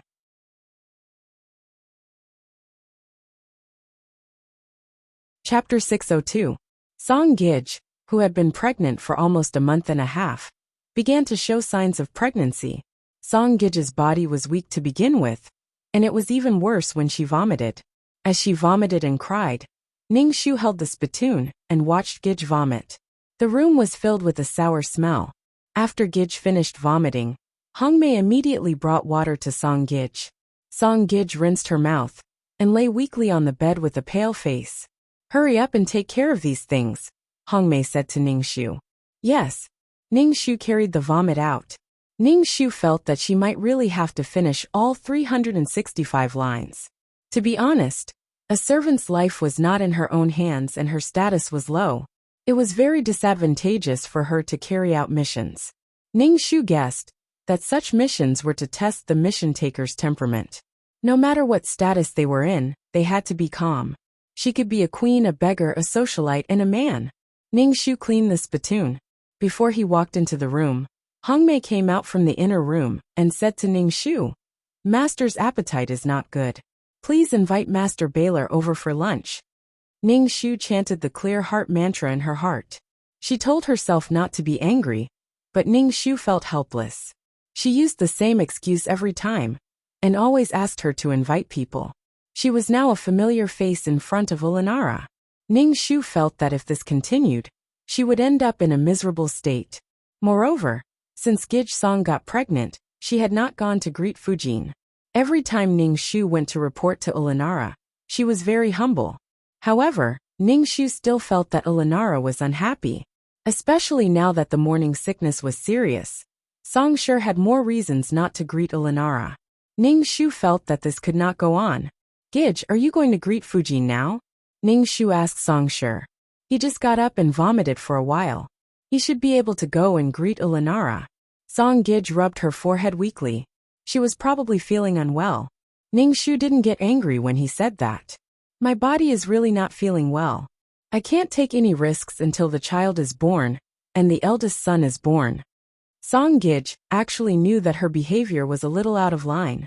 Perhaps it was because she was the first woman in the Fan Manor to be pregnant, so it was inevitable that she felt proud and wanted to use this method to seek attention. Ningxu felt really helpless. He said, Gij, you're the only one in Master Baylor's backyard who's pregnant. What you're doing will make the other Gij unhappy.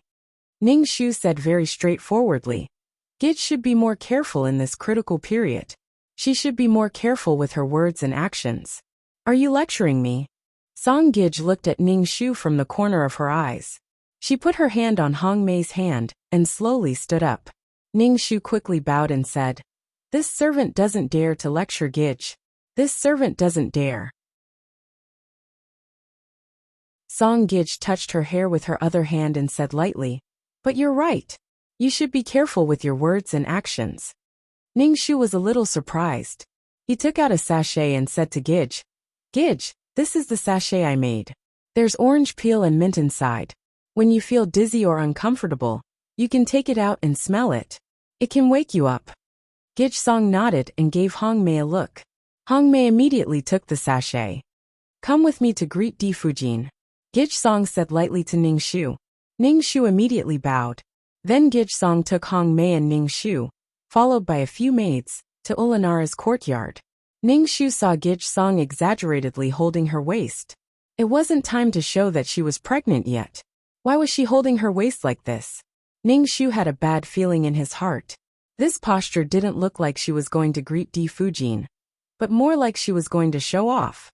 Miaoling, don't try to curry favor in front of your master. Do you want to be Gij's personal maid? Ningxu was thinking about something. Hong Mei whispered in Ningxu's ear. Her voice sounded like she was gnashing her teeth. Hong Mei was obviously angry that Ningxu was trying to curry favor in front of Gij Song. She felt that he was challenging her position. Ningxu didn't speak. He looked a little scared. Hong Mei curled her lips. She was very satisfied with Ningxu's attitude. She quickly went forward to hold Gij Song's hand and said, Gij Song, hold my hand. When they arrived at Ulanara's courtyard, the other Gij Song had already arrived. Gij Song had a happy smile on her face. She held her waist and walked in. Gij Song hadn't come to greet Di Fujin since she was pregnant. Now that she suddenly came, everyone was surprised. Greetings to Fujin. Gij Song was going to greet Di Fujin, but before she bowed, Ulanara said, No need to be so polite. Sit down. Ulanara also asked the maid to put a soft cushion on Gij Song's chair. Gij Song sat down happily. Ulanara asked Songshur how she was feeling. Songshur touched her belly with a painful and happy expression. This made the faces of the women around her very ugly. Ningxu lowered his head and looked around with the corner of his eyes. Especially when he saw Songshur's smug look, Ningxu felt very speechless and observed the women around him. Ulanara had a smile on her face all the time. He couldn't tell if she was angry or not. Speaking of which, Ulanara was not very old. She was at most 17 years old. But she was mature, steady, and generous. At first glance, it was obvious that she was the wife of Ikijia. Ulanara was a big family in Manchuria. Especially Ulanara's family was prominent. Master Kong married such a woman to Injin. He still valued Injin in his heart. However, in the face of the concubine's provocation, Ulanara could sit still. She was quite tolerant. Ningxu regretted letting Gij Song come to greet him. With this attitude, it was better not to greet him. In fact, Ningxu could understand Song Gij Song's current mentality. Usually Song Gij Song was not very favored at all. Although she was Injin's first woman, her presence was very weak among the Gij girls. Now that she was pregnant with Injin's first child, it was inevitable that she was a little complacent and enjoyed the feeling of being noticed. Alas, Ningxu sighed. No matter what, he had to save his own life first. She had no right to speak in front of Gij Song. Gij Song, your mates are quite good. It's reassuring to have them take care of you, Ulanara said to Song Gij Song. Song Gij Song's face flashed with suspicion. She asked, Which maid is Fujin talking about? With a smile on her face, Ulanara looked at Ningxu. The maid who comes to greet me every day for you. She looks steady. Ning Shu had a bad feeling in his heart. When the topic suddenly changed to her, it was usually not a good thing.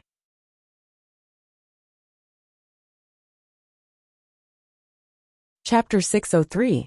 How did the topic turn to her? Ning Shu hurriedly bowed and said in fear and trepidation, "Thank you, Fujin, for your praise. I don't deserve it." Gij Song glared at Ning Shu and said to Ulanara, "She's just a little girl. How can she deserve such praise from Fujin?" Ulanara touched the white jade bracelet on her wrist and smiled. "I think this girl is good. She comes to greet me on time every day." Ning Shu hurriedly said, "Gij Song ordered me to do this. I'm just following Gij Song's orders."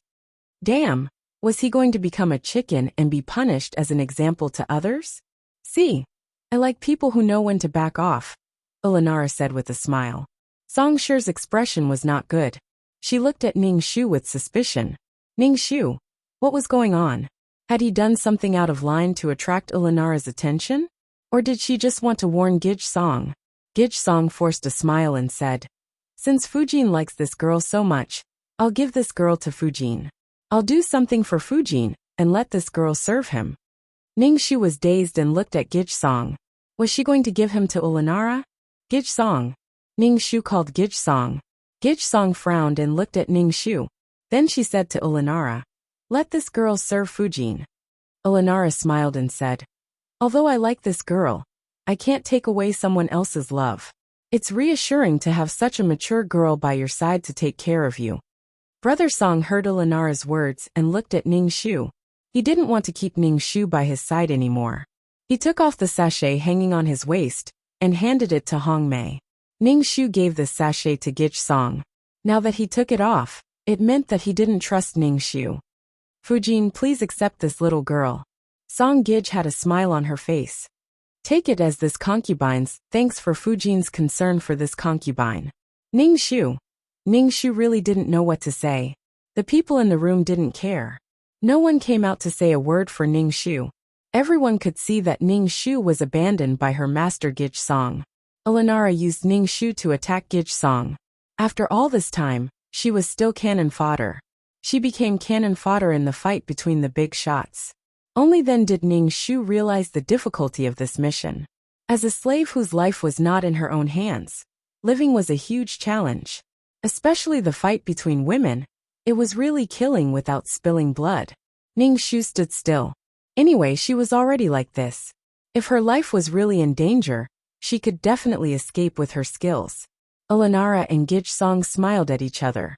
Ulanara's smile was dignified and graceful. Song Gij's smile was a bit stiff. "Fujin, I think this servant girl is quite likable. Why don't you give her to me? I lack a servant girl to run errands," a woman said. Ning Shu looked at the woman. She was from the Neohuru clan.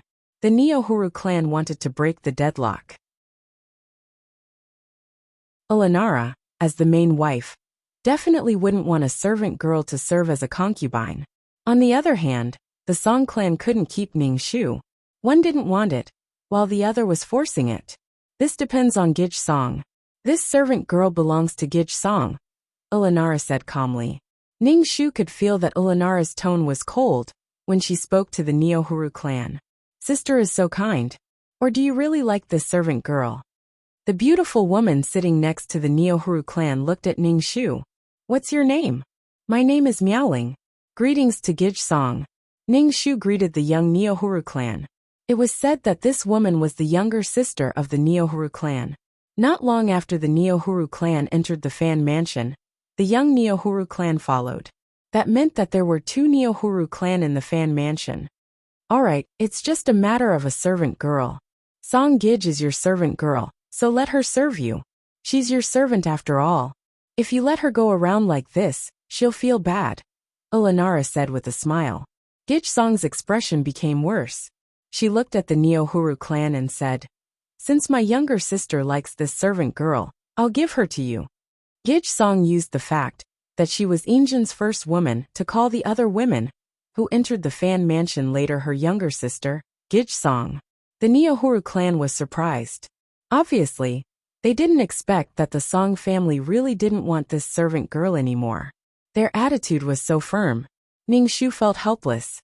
He glanced at Gij Song. Obviously, he couldn't go back to Gij Song's side in the future. Elenara said a few words casually, and made the Song family treat him as a spy, and not let him go back. Thank you, sister. The Neohuru clan could only accept Ningxu. They looked somewhat helpless. Thank you, Gij Song. Ningxu saluted the Neohuru clan. Ningxu of the Neohuru clan nodded. Ningxu stood beside the Neohuru clan obediently. He lowered his head, and didn't say anything. Congratulations, sister, for getting the servant girl you love. The young girl of the Neohuru clan next to her said to her sister. The Neohuru clan smiled and didn't say anything. Ningxu felt miserable in his heart. After coming to the main courtyard, he changed his master. Ningxu had given up this task. It was enough to save his life. Gij Song gave him away without saying anything. Song Gij Song was a cold-hearted person. Ningxu had tried to let the Song family trust him, but the Song family didn't care about him at all. Now it was a little difficult. Even if he went to the Neohuru clan's courtyard, he was still a person who was not trusted. Forget it. It was enough to save his life in the backyard. He didn't want to take care of Gij Song's affairs. Even if the task failed, as long as he kept his life, the task progress would be 60%. There was no reason for him to go back and worry about Song Gij Song. Even if he worried about her, Song Gij Song might not accept it. Ningxu glanced at Gij Song, who was relieved of a burden. He pursed his lips, and didn't want to look at her. Elenara had a smile on her face. All right, let's go back. Several Gij Song saluted to Elenara La, and went out of the courtyard. Ningxu followed the Neohuru clan at the end of the team. He lowered his head and didn't speak. The Neohuru clan in the front stopped and turned to Ningxu. Come here. Ningxu lowered his head, and walked to the Neohuru clan. He bowed. Gij Song. I don't care who you were before. Now that you're with me, you're naturally mine. As long as you're loyal, I'll treat you well. Ningxu of the Neohuru clan said. There was no helpless expression on his face. Ningxu said, I know. I will do my duty.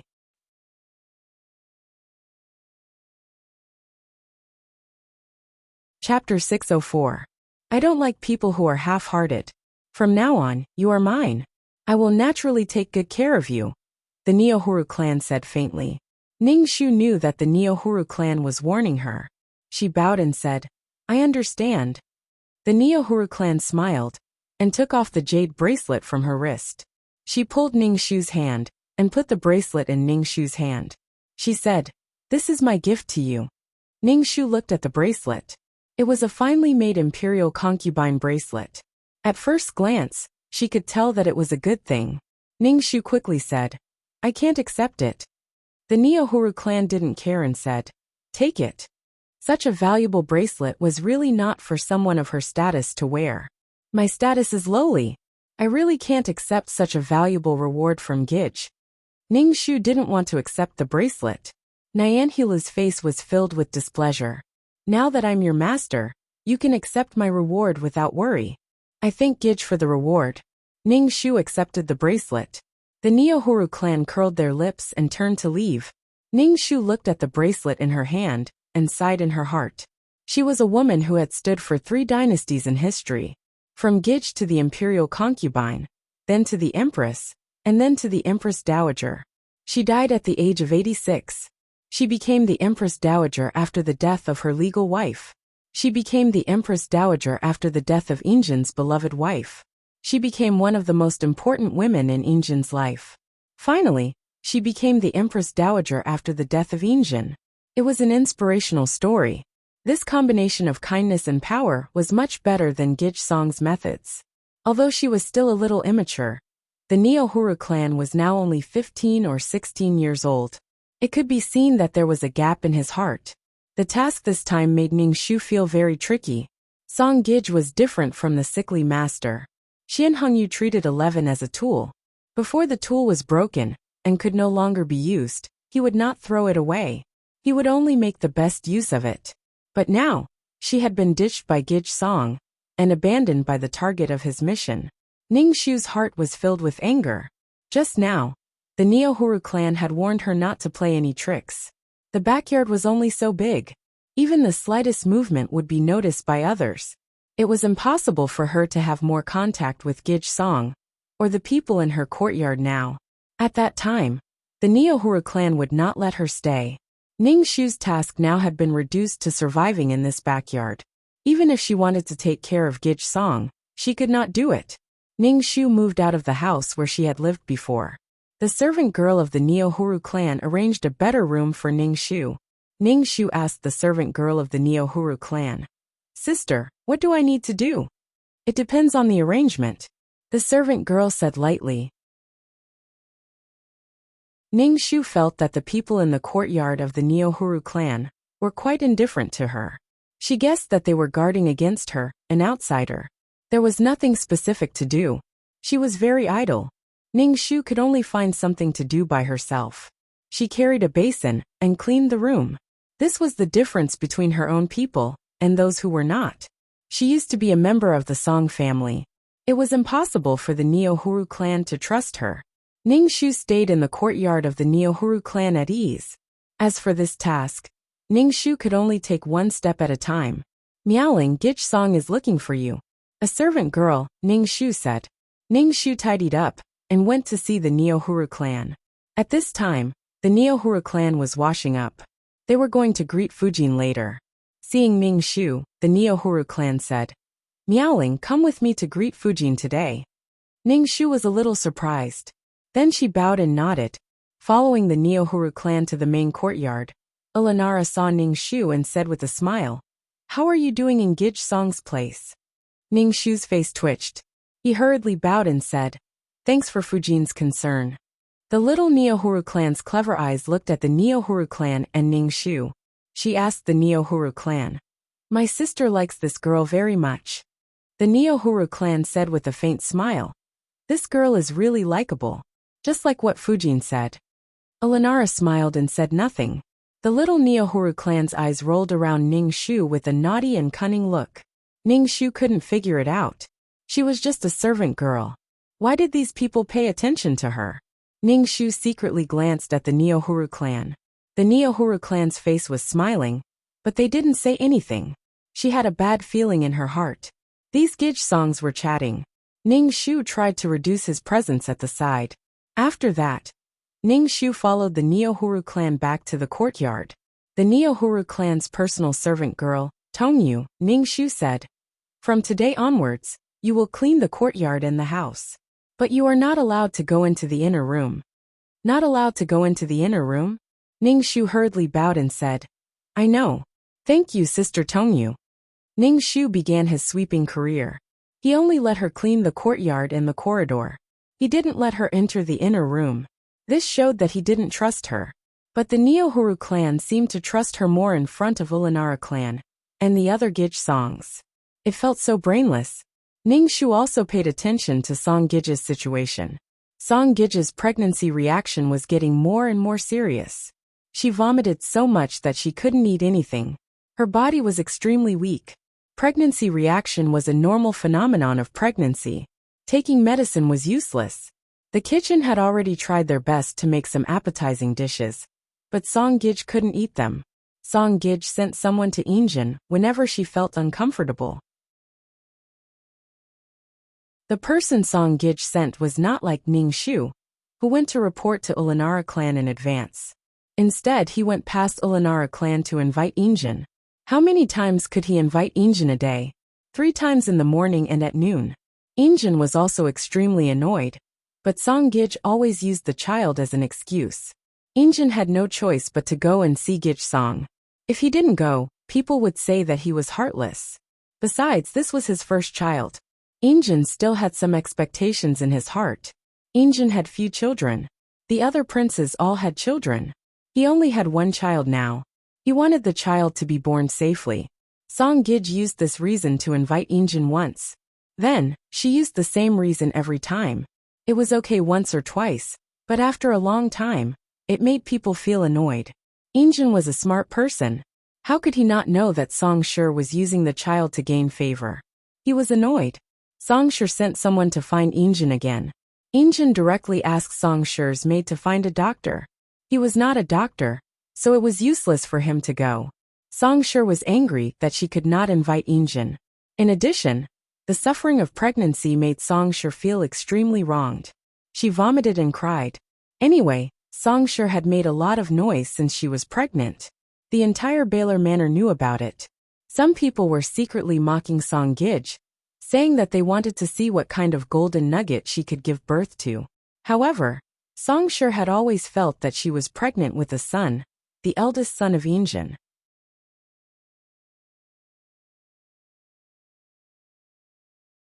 Chapter 605. Ningshu's presence in the courtyard of the Neohuru clan was very weak. Even so, Ningshu still felt that someone was watching her.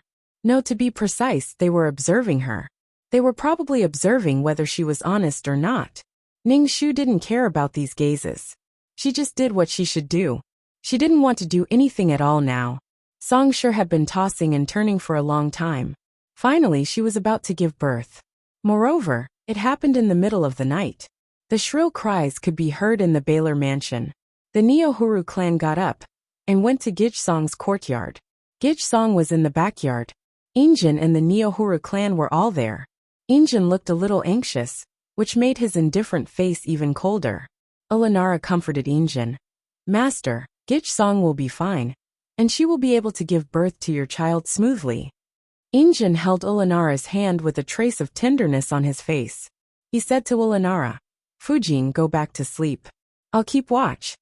I'll keep watch with you, master. Ulanara smiled demurely and said to the maid beside Gij-song, tell the midwife that if the child is born smoothly and the mother and the child are safe, the reward will be doubled. Injin patted the back of Ulanara's hand. It's my blessing to have a blessing like you. Ulanara just smiled faintly. The atmosphere between Injin and Ulanara was very light. Although it was not strong, it was very peaceful and respectful to each other. It was obvious that the husband and wife were harmonious. Songshur gave birth in the middle of the night, but she didn't give birth. Her cries were getting softer and softer. Ningshu stood outside the courtyard and could still hear Songshur's screams, but now they couldn't be heard. It seemed that whether the child could be born was a question mark. Ningshu didn't forget his task, which was to let Songshur's child be born safely. He couldn't let it die prematurely. At this moment, the sky had already begun to brighten. Not giving birth for so long would cause harm to the child. Ningshu thought for a moment and walked into the room. First, he said to his current master, the Neohuru clan, Gij, this servant knows a little about medicine. Why don't you let this servant in to take a look at Gij-song? The leader of the Neohuru clan glanced at Ningshu and asked in a low voice, can you do it? It would be fine if the child was born, but if the child was not born, it might even implicate her. Ningshu bowed to the Neohuru clan and said, I will try my best.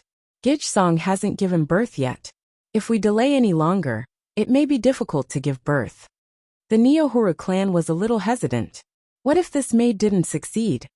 Gij-song, please let this servant try. Ningshu looked into the inner room, and his voice became softer and softer. The maid brought out basins of bloody water. The leader of the Neohuru clan took a deep breath and glanced at Ningshu.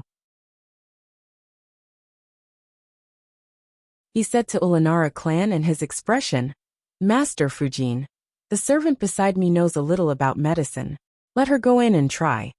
Injin was very annoyed at this time. When he heard the Neohuru clan's words, he frowned and said, she's just a maid who knows a little about medicine. Don't go in and cause trouble. An unnatural look flashed across the Neohuru clan's face.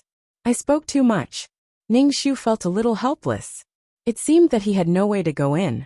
The midwife lifted the curtain and hurriedly came out of the inner room. She knelt in front of Injun and said in fear, Master Baylor, Gij-song has a difficult birth. The child's foot is out. When Injun heard this, he was stunned for a moment. He wiped his face and said coldly, try your best to save the child. Gij-song, let this servant try. Ningshu was very anxious. The leader of the Neohuru clan said in a low voice, you heard it too. It's a difficult birth now. Ningshu listened to Gij-song's soft moans in the inner room. Her breathing seemed to be very weak. The leader of the Neohuru clan rubbed his forehead in annoyance. Chao Injin said, Master, let my maid try. Jun waved his hand without raising his head and let Ningxu go in. It was obvious that he was treating a dead horse as a living horse. Ningxu lifted the curtain and asked. There was a strong smell of blood. Songshi was lying on the bed with a pale face. Her hair was already out of her mouth, and she was making weak sounds. Ningxu lowered his head and saw that the child's foot had come out first. If the position of the fetus was not correct, there would be no way to give birth. In ancient times, there was no technology for cesarean section. There was no anesthesia. If a person's stomach was cut open, it would be very painful. Ningxu picked up the ginseng in the box, cut a piece, and put it in Gij Song's mouth. He then found an embroidery needle to prick the child's foot. Before he could do it, the midwife next to him grabbed Ningxu's hand and asked, "What are you doing?" Ningxu shook off the midwife's hand and took the needle to prick the child's foot. The child's foot suddenly appeared with beads of blood, and then the foot retracted. When the child retracted her foot, Gij Song groaned in pain. Her face was even paler, and large drops of sweat appeared on her forehead. Song Gij Song's personal maid, Hong Mei, was wiping her sweat. The foot that was still there retracted back into the stomach. Ningxu let out a sigh of relief. His hands felt around the stomach to find the position of the fetus. This was the first time Ningxu had helped a woman give birth. He felt uneasy. The other midwives were also helping. Ah! Songshi let out a cry of pain. Ningxu was so busy that his body was covered in sweat. The candles in the room had already burned out, and the sky was already bright. Fortunately, Gij Song's child was born. It was a very thin girl.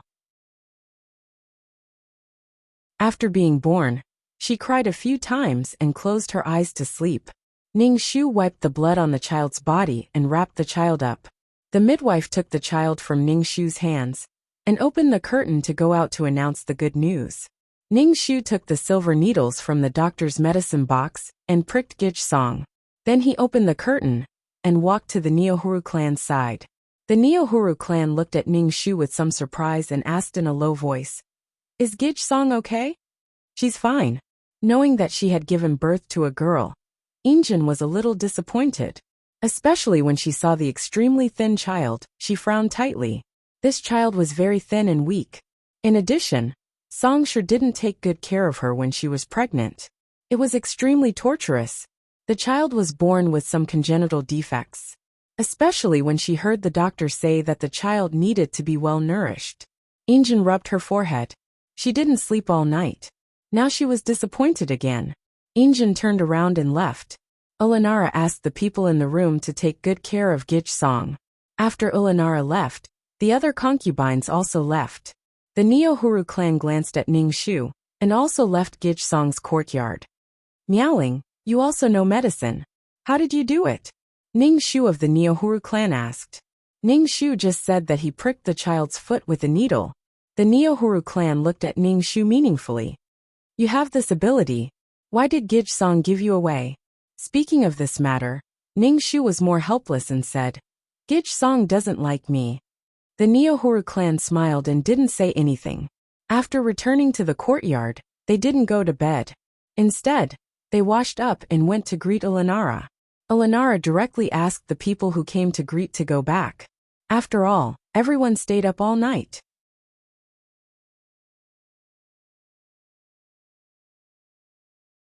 Chapter 606. When Song Gij woke up, she wanted to see her baby. When she learned that the baby was a girl, she was stunned. She grabbed Hong Mei's hand and said, "How can it be a girl? Isn't it a boy?" Gij Song always thought that it was a boy in her belly, the eldest son of Master Baylor. But now it was a girl. How could it be? It was impossible.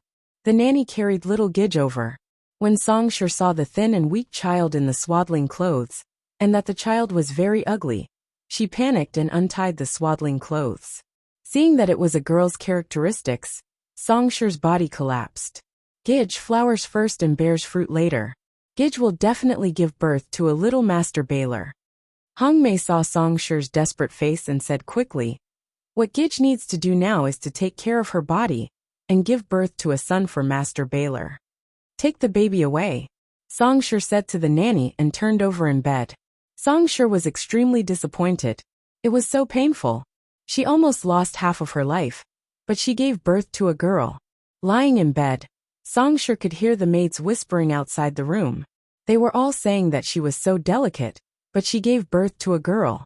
During the confinement period, Songshur didn't go to see her baby. She threw the baby to the nanny. Songshur was angry with the baby. She also hated why she couldn't give birth to a son. Maybe because Songshur started it. Women in the backyard began to get pregnant. This time, it was found that Ulanara was pregnant. Injin knew about it. He sent the supplements in his warehouse to Ulanara's yard. The doctor checked her pulse every 3 days. Ulanara was pregnant with a legitimate son. Injin naturally cared about it. When Songshur knew about it, she was so angry. When she was pregnant, she didn't see Master Baylor being so good. It was because the baby in her belly was not a son. Ulanara attached great importance to the baby in her belly. She handed over the housekeeping authority to Nyen the concubine. Gij in the backyard didn't have to go to pay respects. She focused on taking care of the baby, and didn't care about anything else. She was quite bold. She directly handed over the housekeeping authority. It was very bold. However, Ningxu now had a new task. In the middle of the night, when everyone was asleep, Ningxu went to the kitchen to boil goat milk. Then he took the goat milk to Gij's room. The nanny was sleeping soundly on the bed, and Gij was moving in the cradle. Ningxu quietly put the goat's milk on the table to cool down. He then fetched some water to wipe the child's body. It was summer now, and the child's body was covered with heat rashes. Song didn't care about her child. Even the nanny didn't care about this child. Now Song was jealous and sullen. She stared at the pregnant Ulanara all day long. She hated herself for not giving birth to a boy. After wiping the child's body, Ningxu applied some medicinal powder on the child's body. Heat rash was very itchy, and the child would feel very uncomfortable. Then, he took a small spoon and fed the child goat's milk. Goat's milk was very nutritious, and should be able to replenish the body's energy. After being born for a long time, the child was still thin and weak. Ningxu could only sigh. He really became a nanny. For the sake of the goat's milk, Ningxu picked up the child, and patted the child's back gently to prevent the child from vomiting milk. When the child fell asleep, Ningxu put the child down and put it in the cradle. After Ningxu finished these things, the nanny didn't wake up to see the child. No wonder the child would die. When Gij Song was pregnant, her pregnancy symptoms were serious. She didn't eat much, so the child didn't grow well. In addition, the child was very weak because of dystocia. The nanny didn't take good care of the child. After finishing these things, Ningxu went back. The maid in the same room was still sleeping. Ningxu quietly lay on the bed. The next morning, he had to get up early to do things again. Ningxu felt that his day was very fulfilling. Holding a broom to sweep the fallen leaves in the courtyard, Tongyu came out of the house and said to Ningxu, "Miaoling, Gij wants to talk to you. Come in." Ningxu put down the broom, tidied up his clothes and walked into the house. The Neohuru clan was sitting on a chair. Ningxu quickly bowed to her. "This servant greets Gij. Gij is looking for this servant." The Neohuru clan said softly, "Nothing. I just want to ask you, who did you learn your medical skills from?" "When this servant was in the countryside, I learned a little from a barefoot doctor. I know some basic things," Ningxu said. The Neohuru clan paused for a moment. Ningxu said, "Take my pulse." Ningxu asked, "Is Gij uncomfortable? This servant only knows some superficial things. I can't say where it's uncomfortable. Take my pulse." The Neohuru clan curled up the corner of their mouth. Ningxu could only take the Neohuru clan's pulse. He withdrew his hand and said, "Gij's body is very good." The Neohuru clan nodded. "You can go back to work." Ningxu was somewhat confused. He could only bow and retreat. Then he began to sweep and wipe the floor. Ningxu was keenly aware that someone was looking at him. He turned his head and saw the Neohuru clan's personal maid, Tongyu, looking at him. Ningxu put down the rag in his hand, walked over and bowed. He asked, "Sister Tongyu, what's the matter?" Tongyu looked at Ningxu and asked, "You just took Gij's pulse. How is Gij's body?" Ningxu said, "Gij's body is very good." The Neohuru clan's body was indeed very good. She also paid attention to maintaining her health. Otherwise, she wouldn't have lived to the age of 80 and lived through 3 dynasties. Then why isn't Gij pregnant? Tongyu whispered in Ningxu's ear. It turned out that she was worried about this matter. Ningxu felt that there was no need to worry about the Neo-Huru clan at all. If there were no accidents, the future Qianlong emperor, Hongli, would be born from the Neo-Huru clan's belly. Gij, don't worry. Gij's body is very good. She will be pregnant soon. Ningxu said with a smile. Gij will definitely be pregnant. There is no problem with her body. Tongyu said, oh, do your job well. Ningxu's job every day was to clean the entire courtyard. He only needed to clean the entire courtyard once a day. The rest of the time was up to him. After finishing his work, Ningxu would make some small sachets to repel mosquitoes and dry powder to remove dampness. These could be applied to Gij's body to reduce heat rashes. On such a hot day, the child should be washed more. But the wet nurse would find it troublesome and refuse to do it. Gij Song, as a mother, didn't care about her daughter. How could others care about the child? Gij Song only occasionally looked at Gij. When she saw that the child was still thin and weak, she felt distressed and helpless. In short, it was because the child was not a boy. Gij Song's attitude of neglect made the wet nurse not care about the child. Even Ningxu had to take care of the child because of the mission. There was no love for no reason. The child originally had nothing to do with Ningxu. You're tuning in to the Li Mei's Wuxia Whispers YouTube channel. We're so grateful for your support, and don't forget to subscribe to join us on this incredible journey through captivating stories. Your generosity through donations truly makes a world of difference, as it's the primary source of revenue that allows me to expand and enhance this channel for you. Thank you from the bottom of my heart for being a part of this adventure.